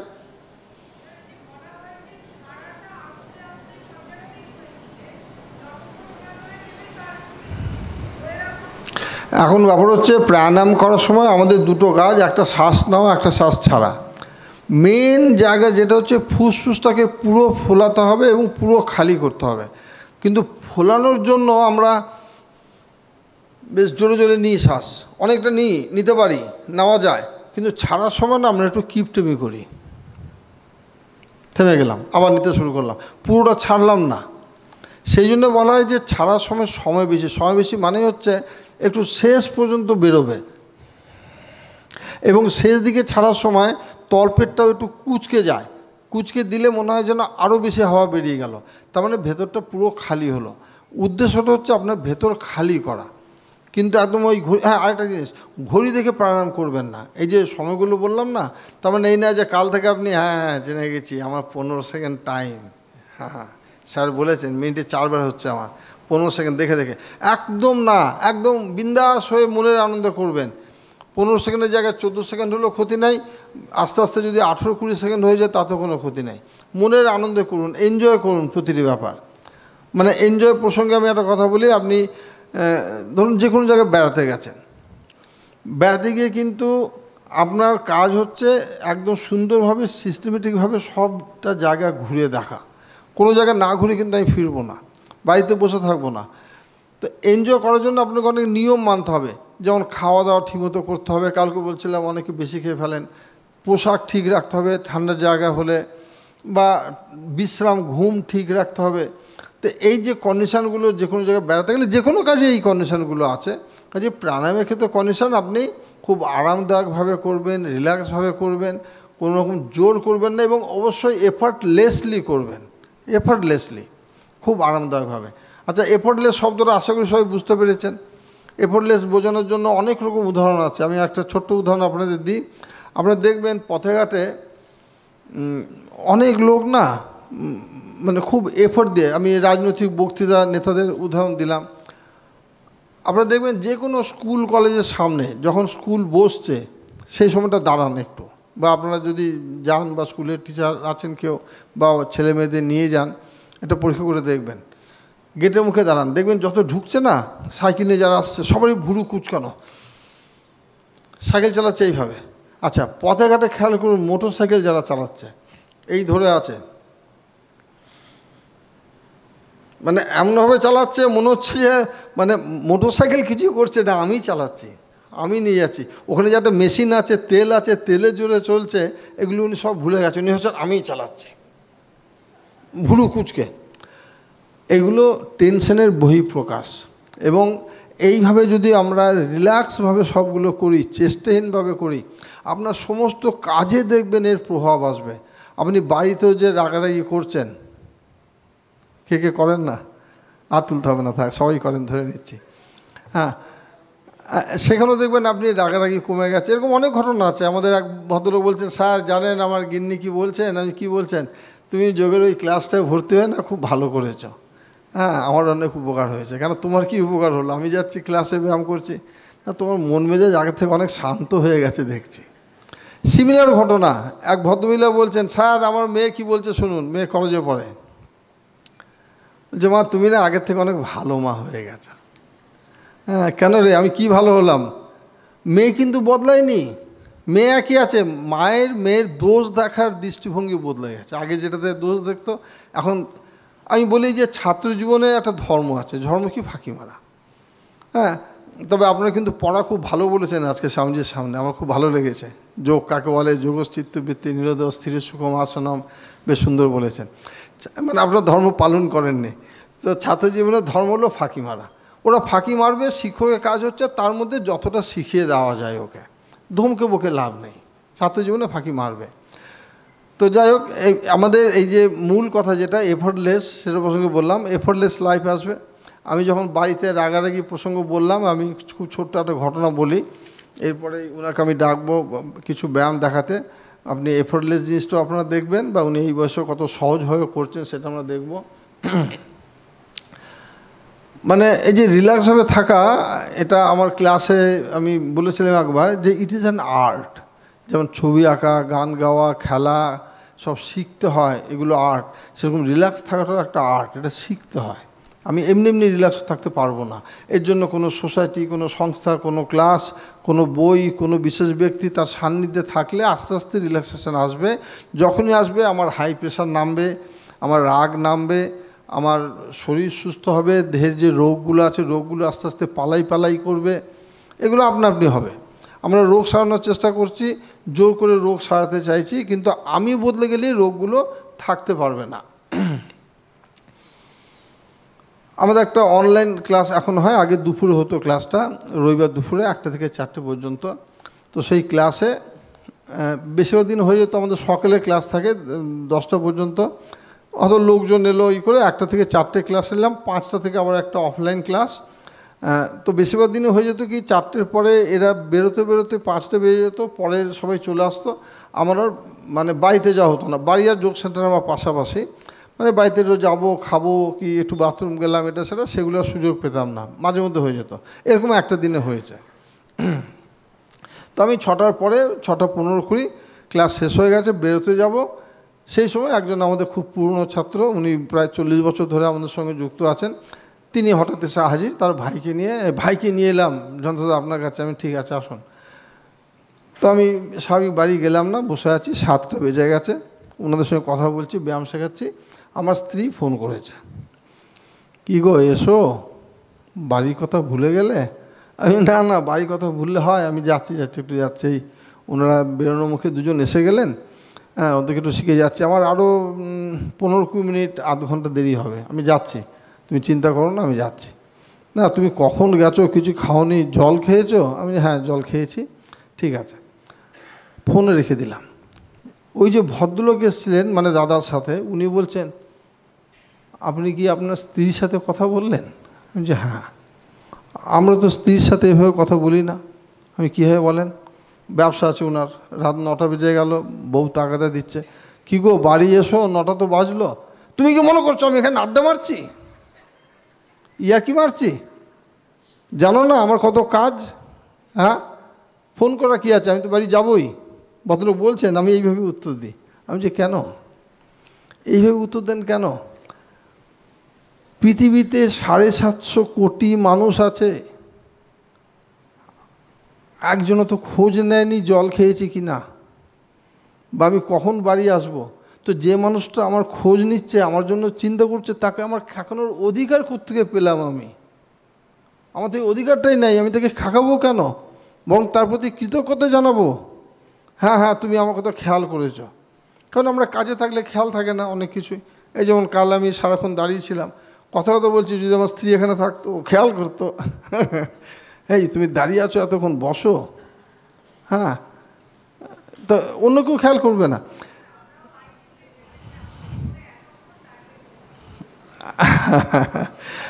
হ্যাঁ, আপনারা ভেবেছেন কিন্তু বলেননি। হ্যাঁ, এখানে হচ্ছে মানে স্ত্রী বা স্বামীর ক্ষেত্রে তফাৎ, মানে স্ত্রীও যদি এরকম কিছু করে, স্বামী একমাত্র বলবে এই তুমি এটা কী করছো? হ্যাঁ, 68 বছর বয়সে এতক্ষণ ধরে দাঁড়িয়ে আছো, মাথা খারাপ নাকি, বসো তুমি। যাই হোক, তো এই কথাটা কেন বললাম, প্রতি বছর 15ই জুন দিনটা হচ্ছে বিশ্ব পরিবার দিবস। হ্যাঁ, বিশ্ব পরিবার দিবস, সেদিন পরিবারের সবাইকে নিয়ে চিন্তাভাবনার দিন। তো আমরা কিন্তু পরিবারের লোকদের গুরুত্ব দিই না, বাড়ির সব লোকদের যথেষ্ট গুরুত্ব দিই, কারণ তারা আমার উপর খুশি না থাকলে আমার অনেক ক্ষতির সম্ভাবনা আছে, তাদেরকে খুশি করা আমার খুব দরকার। কিন্তু নিজের বাড়ির লোককে যে খুশি রাখা দরকার, এটা আমরা ভাবি না। কিছুদিন আগে ভিডিওতে একটা প্রোগ্রাম শুনছিলাম, তাতে ভদ্রলোক বলছেন, আপনি চলে আসুন, আমার কথা বলতে বলতে আপনি শুরু করে দিন, কথাও চলুক, ওনার আসনও চলুক। আসুন। হ্যাঁ, আপনি,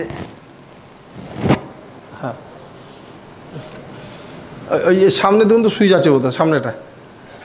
হ্যাঁ, আপনি দুই কথা বলুন। হ্যাঁ, নমস্কার, আমি মহাদেব শীল, বর্ধমান থেকে। বাডওয়ান যোগ সেন্টার জয়ন্ত স্যারের পরিচালনায় আমি প্রায় 3 বছর হলো জয়েন করেছি। মানে কোভিডের পরেই আমার রিটায়ারমেন্টের পরেই বিভিন্ন প্রবলেমগুলো আসছিল আমার শরীরে, যেমন আর্থারাইটিস, হাঁটুতে ব্যথা, কোমরে ব্যথা, জয়েন্ট পেন, এগুলো মানে আমাদের রিটায়ারমেন্টের পর এগুলো আস্তে আস্তে দেখছি যে হচ্ছে।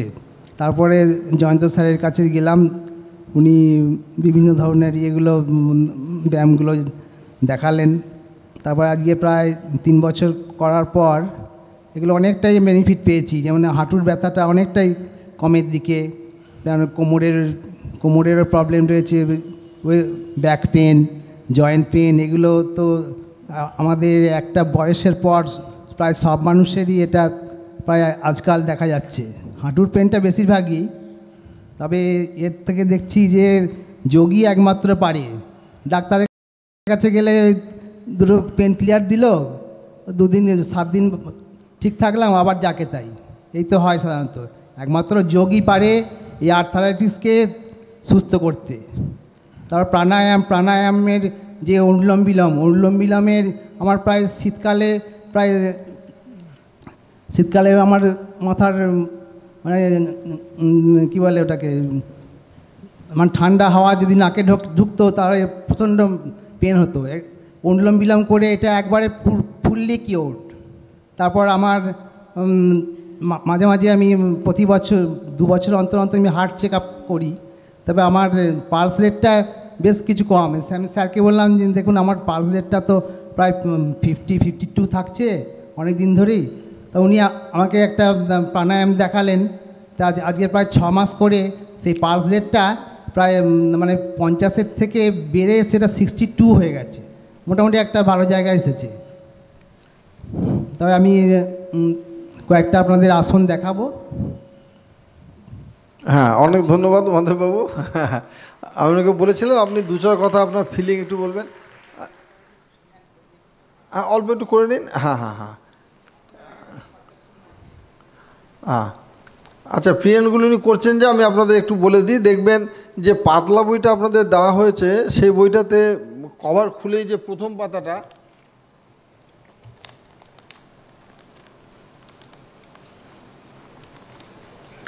এই যে কভারটা খুললেই যে প্রথম পাতাটা, কভারের ইনসাইড কভার যেটাকে বলে, সেখানে কিছু পিটির কথা বলা আছে পরপর। উনি অল্প কয়েকটা করছেন, করে তারপর ব্যায়াম শুরু করবেন। দেখুন, যারা যারা মেসেজ করেছেন আমি এগুলো সবই সেকেন্ড হাফে পড়বো। মেসেজগুলো আমি এক জায়গায় করে রেখেছি, পড়ে শোনাবো, আলোচনা করব।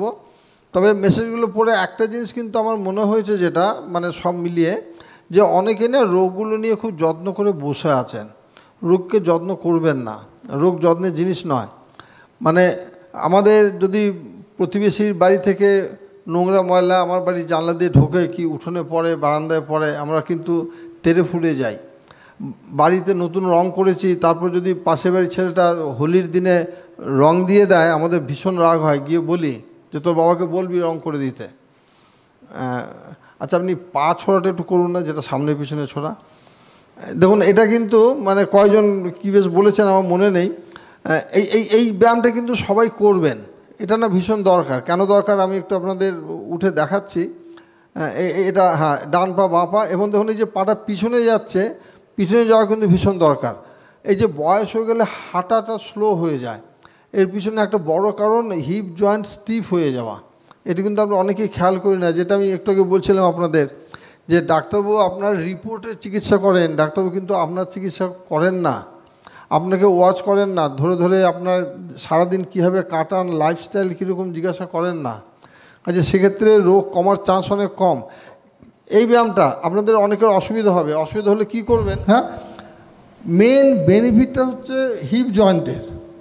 কাজে আমাকে হাত নিয়ে বা কাঁধ নিয়ে চিন্তা করার কোনো দরকারই নাই। কিন্তু বহু মানুষ দেখবেন এই করে আমার না হচ্ছে না, হাঁটুটা ঠেকছে না, শরীরটাকে আড়ষ্ট করে ফেলছেন। কোনো দরকার নেই, রিল্যাক্সভাবে করুন। এটা কালকেও দেখিয়েছি। হ্যাঁ, আপনি এরপর হ্যাঁ দেখুন, এটা খুব মজার, দেখলে মজা লাগবে আপনাদের। এটা আমি উত্থিত ভদ্রাসন নামে করাই। এটা উনার একটু কম বয়স হলে আমি বলি বুকে ঠেকানোর চেষ্টা করো, বাচ্চারা বুকে ঠেকিয়ে দেয়। উনার কিন্তু এটা হতো না, মানে এমনি থাকতে পারতেন না, মানে প্রথম যেদিন দেখাই। এবং এটা আপনারা বাড়িতে যেই চেষ্টা করতে যাবেন বলে দিই, অতি অবশ্যই দেয়ালের কাছাকাছি পিঠ নিয়ে করবেন, অথবা দেয়াল থেকে অনেকটা দূরে করবেন। আর নাহলে কী হবে, হঠাৎ পড়ে গেলে না দেয়ালে খুব জোর মাথা ঠুকে যাবে। হয় দেয়াল থেকে দূরে, তাহলে এমনি গড়িয়ে যাবেন, আর নাহলে দেয়ালের কাছে। হ্যাঁ, পবন মুক্তাসন, উপবিষ্ট বসে শুয়ে।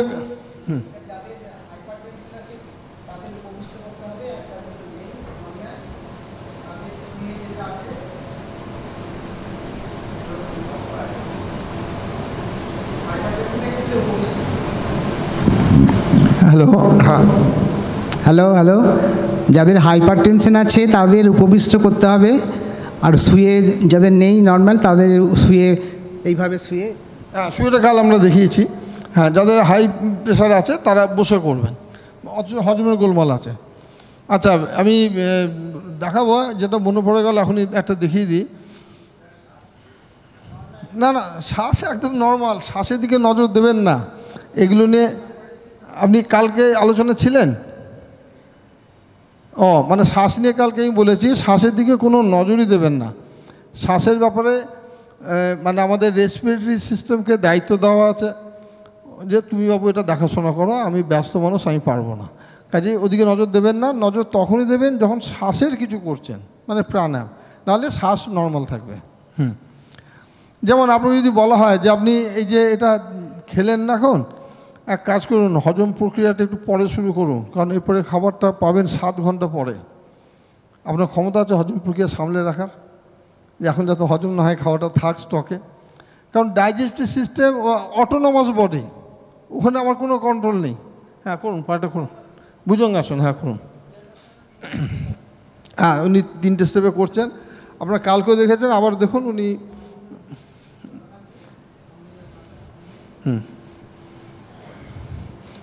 হ্যাঁ, এটা কালকে আমরা 2-3 রকম দেখিয়েছি। হাতটা আরেকটুখানি এগিয়ে দিন সামনে, কোন এটা। হ্যাঁ হ্যাঁ, হ্যাঁ, এটাতে কিন্তু চোখ রিল্যাক্স থাকবে, এটা খেয়াল রাখবেন। অনেকে না চোখটাকে খুব স্ট্রেস করে ফেলেন, মানে একবারে এইভাবে তাকানো উপর দিকে, মানে যেন একদম ওপরে, যত উপরে তাকানো যায়, এটা কিন্তু করবেন না, এটাতে চোখের কোনো কাজ নেই। এইভাবে রেস্ট নেবেন, মকরা আসন, হ্যাঁ, ভুজঙ্গাসন করার পর এইভাবে রেস্ট নেওয়া ভালো। মহাদেব শীল আসন করে দেখাচ্ছেন, মানে আপনাদের আমি শুরুতে বললাম যে উনি শুধু যোগ করেন না, যোগ উপাসনা করেন বলা যায়। হাত তুলে ভারী সুন্দর করেছেন। ঠিক আছে, ছেড়ে দিন। আমাদের উনি যখন করেন, আমাদের মোটামুটি 6-7 জন আছেন অ্যাবাভ 60, সকলেই রিটায়ার্ড, তো তার মধ্যে উনি একটু বেশ খুব যত্ন করে করেন আর কি বলা যায়। সবাই যত্ন করেই করে, বাকিরা অযত্ন করে আমি বলছি না। 3টে ধাপে উনি দেখালেন। এই ভুজঙ্গাসন না, এটা আপনারা করবেন, দরকার হলে হাত দুটো একটু এগিয়ে দেবেন, প্রত্যেকে করবেন। হ্যাঁ, এটা আরেকটু অন্যরকম, কারণ মেরুদণ্ড যে আস্তে আস্তে কুঁজো হয়ে যায় আমরা টেরই পাই না, বুঝতেই পারি না। কুঁজো না হলে মেরুদণ্ড স্টিফ হয়ে যায়। মেরুদণ্ড স্টিফ হলে কী হবে, অনেকে লিখেছেন উঠতে বসতে কষ্ট। দেখুন আমি একটা জিনিস দেখাই, আমি এখানটা বসছি, আপনারা লক্ষ্য করুন, আমার মেরুদণ্ডের দিকটা খেয়াল করুন, মেরুদণ্ড ঝুঁকছে, দেখতে পাচ্ছেন, ঝুঁকছে, কিন্তু মেরুদণ্ড যদি ঝোঁকার ক্ষমতা না থাকে, স্টিফ হয়ে গেছে,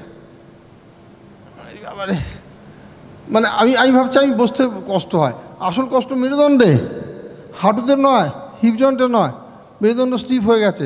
সিঁড়ি ওঠা নামা দেখবেন খুব কষ্ট হচ্ছে, সিঁড়ি উঠতে নামতে গেলেও মেরুদণ্ড রিল্যাক্স, ফ্লেক্সিবল থাকা দরকার। সিঁড়ি ওঠানোর সময় এই যে করছেন, এই যে এই মেরুদণ্ড এরকম এরকম করে, যদি আপনি এটা করার ক্ষমতা না থাকে তাহলে আপনার সিঁড়ি ওঠার মতো কষ্ট হবে। কোনটা করুন।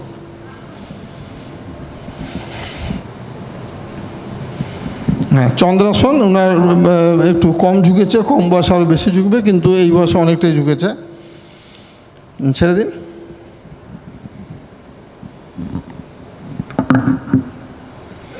আপনাদের একটা অনুরোধ করছি, এই যে পাতলা বইটা না, এটা সবাই প্রথম থেকে শেষ পর্যন্ত মাত্র 12 পাতা একটু পড়বেন, মানে পড়বেন, কারণ এটাতে না বহু কিছু আছে। মানে এটা আমি 84 সালে প্রথম বেরোয়, তারপরে এটা ছাপা হয়েছে 22 বার, এবার 23তম সংস্করণে এটা টোটালটাই কালার করার ইচ্ছা আমার। প্রত্যেকবার আমি এটাতে চেঞ্জ করেছি নানা রকম। এতে কিন্তু আপনাদের বহু প্রশ্নের উত্তর আছে সংক্ষেপে। এই যেমন এখানে পিটিগুলো আছে, এখানে আসন বসে নিয়মকানুন আছে, যাদের হাতে বইটা আছে খুলে দেখতে পারেন। কতক্ষণ কতবার করতে হবে লেখা আছে এখানে, কখন করতে হবে, হাত পা বদলে শ্বাস প্রশ্বাস কেমন থাকবে, সব লেখা আছে ছোট্টর মধ্যে। যাদের কাছে বড় বই নেই, অনেকেই বই কিনতে চান না, সেই কারণে আমি ছোট্ট আকারে এটা করেছি। এতে কিন্তু বহু কিছু আছে, পড়বেন। হ্যাঁ, উষ্ট্রাসন করুন।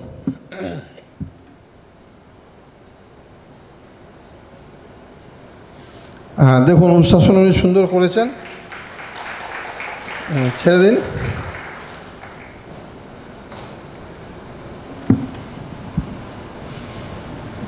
কালকে মঞ্চে দেবরাজ ছিল, দেবরাজ ঘোষ, আজকে আছেন মহাদেববাবু, মহাদেব শীল সুন্দরভাবে করছেন। দেবরাজ ওরা সব বোধহয় দক্ষিণেশ্বর গেছিল, ফিরেছে একটু আগে। হ্যাঁ,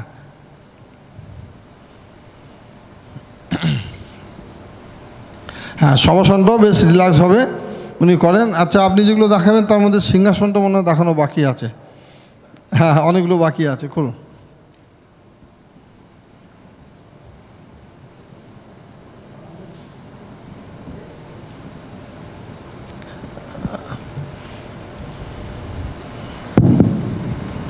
একটু এটা এইদিকে বুক করে করুন, আর মুখটা সবাই দেখতে পাবে। ও আচ্ছা, হ্যাঁ, তাড়াতাড়ি এটা করুন, ঠিক আছে। হ্যাঁ হ্যাঁ, মানে এইভাবে মাথাটা দেখুন সামান্য ঝুঁকেছে, জিভটা বেরিয়ে আছে। এটা সর্দি কাশি, ঠান্ডা লাগা, টনসিল বা হাঁপানি এই জাতীয় কষ্টের জন্য ভীষণ ভালো বলছি। এটা ভীষণ ভালো, এটা করবেন, প্রতিদিন করবেন, মানে এগুলো কিন্তু রেগুলার প্র্যাকটিসের জিনিস। আওয়াজটা না করেই আমি প্রথম দিকে করতে বলি, যখন আপনার অভ্যাস হয়ে যাবে আপনি আওয়াজ করবেন। কীভাবে করবেন? হ্যাঁ, এই যে এটা খুব রিল্যাক্স হয়ে বেরোবে, ওই এফার্টলেসলি, মানে অনেকেই করে ফেলেন হ্যাঁ, ওরকম কিন্তু নয়, জোর করে নয়, তুই আওয়াজ বেরোবি না, দেখ আমি কী করে বের করছি, এভাবে কিন্তু নয়, খুব রিল্যাক্স হবে। হ্যাঁ, গোমুখাসন করুন। আর আপনার এই সিংহাসনের ব্যাপারে আরও একটু আমি বলছি, গোমুখাসনটা দেখে নিন।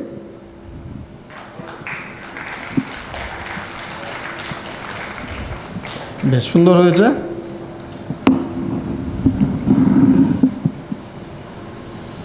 সিংহাসন যারা সিরিয়াসলি করবেন, করতে চান, বা গলার নানা অসুবিধার জন্য করতে চান, তারা প্রথমে কিছুদিন শব্দ না করে, তারপরে শব্দ করে যেটা দেখালাম, তারপরেও শব্দটা অন্যভাবে করে কীভাবে করবেন আমি দেখাচ্ছি। ঠিক আছে, সুন্দর হয়েছে।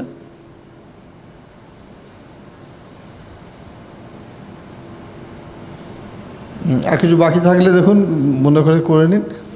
আমি আপনাদের কোমরে ব্যথার একটা ব্যায়াম দেখাচ্ছি। কোমরে ব্যথা যদি কারো থাকে তো সামনে ঝোঁকা বারণ, আবার হাই প্রেশার থাকলেও সামনে ঝোঁকা বারণ। হ্যাঁ,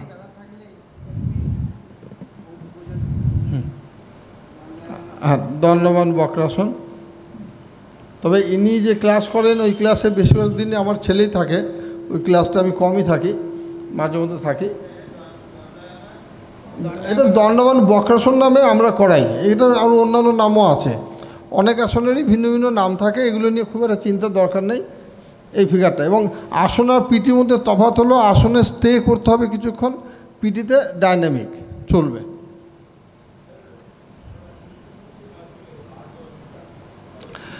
হ্যাঁ, বসে যারা কাজ করেন এরকম প্রশ্ন করেছেন একজন, আপনি কি পাঠিয়েছিলেন হোয়াটসঅ্যাপে, না আরও একজন কেউ করেছিলেন? হাঁটু ব্যথা থাকলে না, যেখানে আপনার হাঁটু মুড়তে কষ্ট হচ্ছে, জোর করে মুড়বেন না।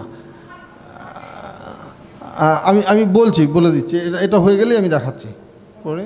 হ্যাঁ, আপনাদের আর কয়েক মিনিটের মধ্যে আমি ছেড়ে দেবো।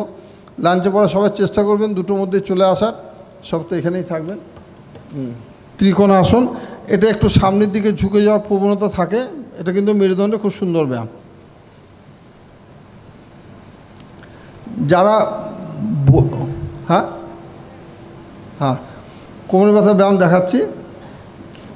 আচ্ছা, এই যে সামনে উনার একটু ঝুঁকে গেছে, আপনারা বুঝতে পারছেন, এই ব্যায়ামটা না বাড়িতে যখন করবেন দেয়ালের সামনে করবেন, তাহলে দেখবেন হাতটা দেয়ালে ঠিকে যাবে। মানে যখন আপনি ঝুঁকছেন এই হয়ে গেলে দেয়ালে ঠিকে যাবে, আপনি বুঝতে পারবেন, তখন আপনি সোজা হয়ে যাবেন। এটা আপনাকে বুঝতে সাহায্য করবে। হ্যাঁ, বৃক্ষাসন।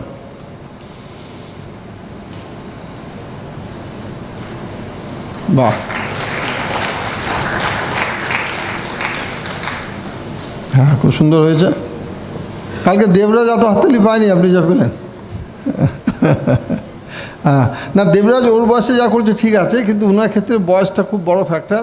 এই বয়সে উনি খুব সুন্দরভাবে করছেন ব্যায়ামগুলো, এবং দেখুন খুব স্টেডিলি করছেন। হ্যাঁ, কোথাও কোনো মুখে চোখে জোর করে চাপ দিয়ে করছি ভাব নেই, কাঁপছে ভাব নেই। আচ্ছা, আপনি একটু দাঁড়ান, আমি একটা ব্যায়াম দেখাবো।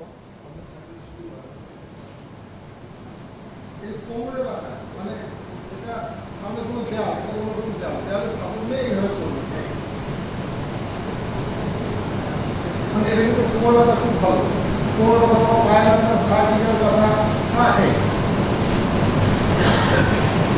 মানে মাথা ব্যথা চুকে যাচ্ছে, পাওয়া যাচ্ছে, যেদিন কোমর চাপ করবে, হাই প্রেশার যাদের আছে, কোমর ব্যথা আছে, সামনে ঝুঁকবে না, কিন্তু কোমর ব্যথা সামনে ঝোঁকার জায়গা এইভাবে করবে। কতবার করবেন? মোটামুটি 5-7 বার, এবং একবার 5-7 মিনিট থাকে। আর এবার একটু দেখে এই পাতার পিঠে সাধারণ ভাবে একটু ভেঙে যায়, মানে ভেঙে যাওয়ার মতো হয়, মাথার ব্যথা করে কিছু হয়ে যায়। খুব বেশি করবে না, কিন্তু তেলে পড়ে লেগে যাবে, সবকে লেগে যাবে। আগে যখন কাজে করছিলাম দেওয়াল করা, মানে মনে করে দেওয়া দাঁড়িয়ে আছে, একটু ঘুরে দাঁড়ালে এইভাবে দাঁড়ালে ফেলবে। হ্যাঁ, এবার ফেলবে হাতের ভালো ব্যায়াম হবে, হাত হাত এবং যদি আরও দূরে ফেলে এই পায়ে বেশি করে ব্যায়াম হবে, পাগুলো মজবুত হবে, পায়ে বেশি মজবুত থাকা খুব দরকার। এই যখন ফেলে যাই সাজার পরে এই ক্ষেত্রে শুনে হবে না, এগিয়ে গিয়ে হবে। হ্যাঁ,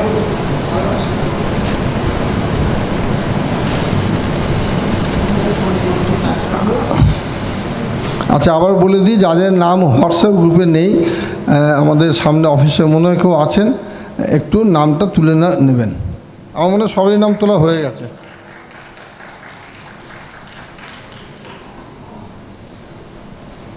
আমি দেখুন আপনাদের প্রথমে বলেছিলাম যে yoga the science of healthy living, সুস্থ থাকা। হ্যাঁ বলো, কি বললেন উনি? হ্যাঁ, এটা মেরুদণ্ডের ব্যায়াম। ঠিক আছে, ছেড়ে দিন। বেশ, ঠিক আছে। হ্যাঁ, এরপর আপনি, হ্যাঁ না, প্রাণায়াম নিয়ে পরে হবে, আবার আমি দেখাবো, বলবো। ওনার বলছেন দাঁড়ান, আপনি শেষটা শেষ করুন, শেষে কী করেন সেটা করুন। হ্যাঁ, অনুশীলনটা দেখাবো, এরপরে দেখাবো, খাওয়ার পরে আমি দেখি। ও আচ্ছা আচ্ছা আচ্ছা, আমি দেখিয়ে দিচ্ছি, এখনই দেখাচ্ছি। ঠিক বলেছেন উনি। ক্লাস যখন শেষ হয় একটা জিনিস করেন, আমার নাতি ক্লাসে থাকে, ও খুব মজা পায়। এবার ওনার মনে পড়েছে।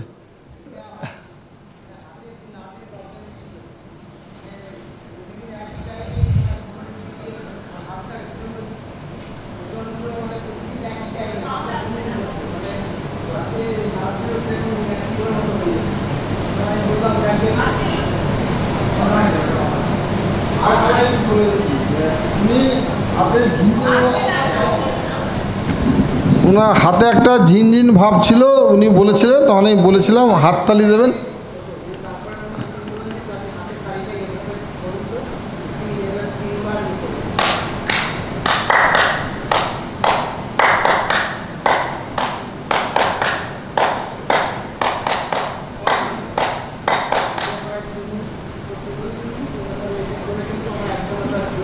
হ্যাঁ, এটা করে ওনার হাতের অসুবিধাটা অনেক কেটে গেছে। হাততালি দেওয়াটাও ভালো। সবাই হ্যাঁ করলে তো খুব ভালো হয়। আপনার সঙ্গে তাল মিলিয়ে। হ্যাঁ,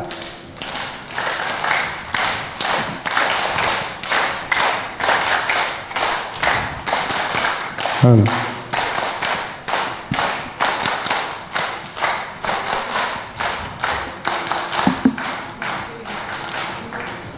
হ্যাঁ, তারপরে হাত ঘষে।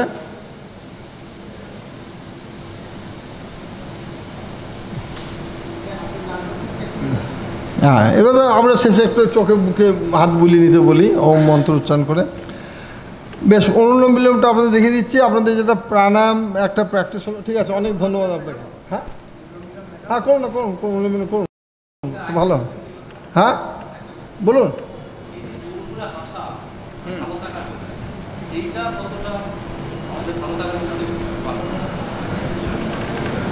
জোর করে আসা মানে যেটা লাফিং ক্লাবে হয় সেটা বলছেন? বলছি, অনুলোম বিলোম।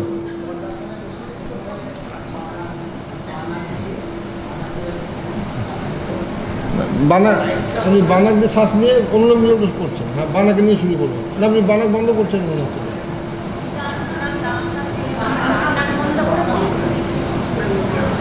হ্যাঁ, বানাক দিন।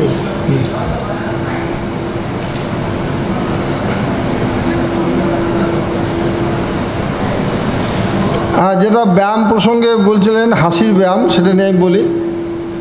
যে নাকে ছাড়লেন সে নাকে শ্বাস নেবেন, নিয়ে আবার উল্টো দিকে ছাড়বেন।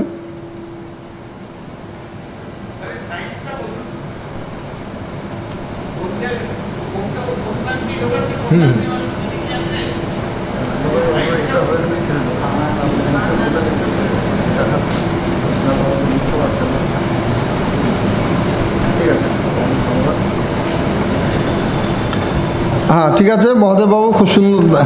হ্যাঁ হ্যাঁ, অনুলোম বিলোম যখন করবেন, করার সময় বাঁ নাকে শ্বাস নিয়ে শুরু। এতে কিন্তু অনুলোম বিলোমও আছে, ছোট্ট বইটার মধ্যে আপনারা দেখবেন অনুলোম বিলোম বা আরও অন্যান্য অনেক কিছু আছে। অনেকে প্রস্টেটের অসুবিধার ব্যাপারে জানতে চেয়েছেন, এখানে আছে দেখুন, এই যে শেষ পাতায় 65 নম্বরে অশ্বিনী মুদ্রা, শক্তি চালনী মুদ্রা, এগুলো প্রস্টেটের অসুবিধা, অর্শ থাকলে তাতে অনেক কাজ হয়। অনুলোম বিলোম বাঁ নাকে শ্বাস নেবেন, ডান নাকে ছেড়ে আবার ডান নাকে নিয়ে বাঁ নাকে ছাড়বেন। কীভাবে নেবেন? এটা হচ্ছে ঠিক প্রসেস। ঠিক প্রসেস বললে ভুল হয়, এটা একটা প্রসেস। অনেকে এইভাবেও করেন, অনেকে এইভাবেও করেন, কিন্তু এইভাবে করলে ভালো হয়। হাতটা এই রেখে এই চলবে, এবং হাতটা একটু এইভাবে নেবেন, মানে কবজিটা ভেঙে দেবেন। তাহলে কি হবে, শ্বাসটা আপনার বাইরে যাবে, হাতে পড়বে না, হাতে পড়লে একটা অস্বস্তি হবে। এই শ্বাস নিলেন, ডান্না জন্য একটু তাড়াতাড়ি বললাম, আমি একবার করছি, আপনারা দেখুন। এখন দেখুন, খালি করতেও পারেন, চোখ খোলা রেখে দেখুন, দেখতে দেখতে করুন।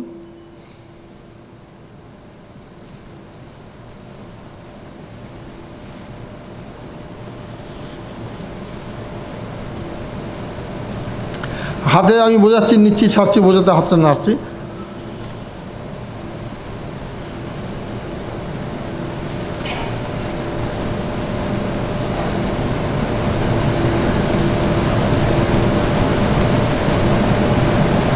এইভাবে হবে, মানে এটা আমার আরও একটু বেশি সময় নিয়ে হয়, এই কথা বলতে বলতে করছি বলে একটু কম সময় হয়ে গেল, এটা আরও একটু সময় নিয়ে করা যায়। বলুন।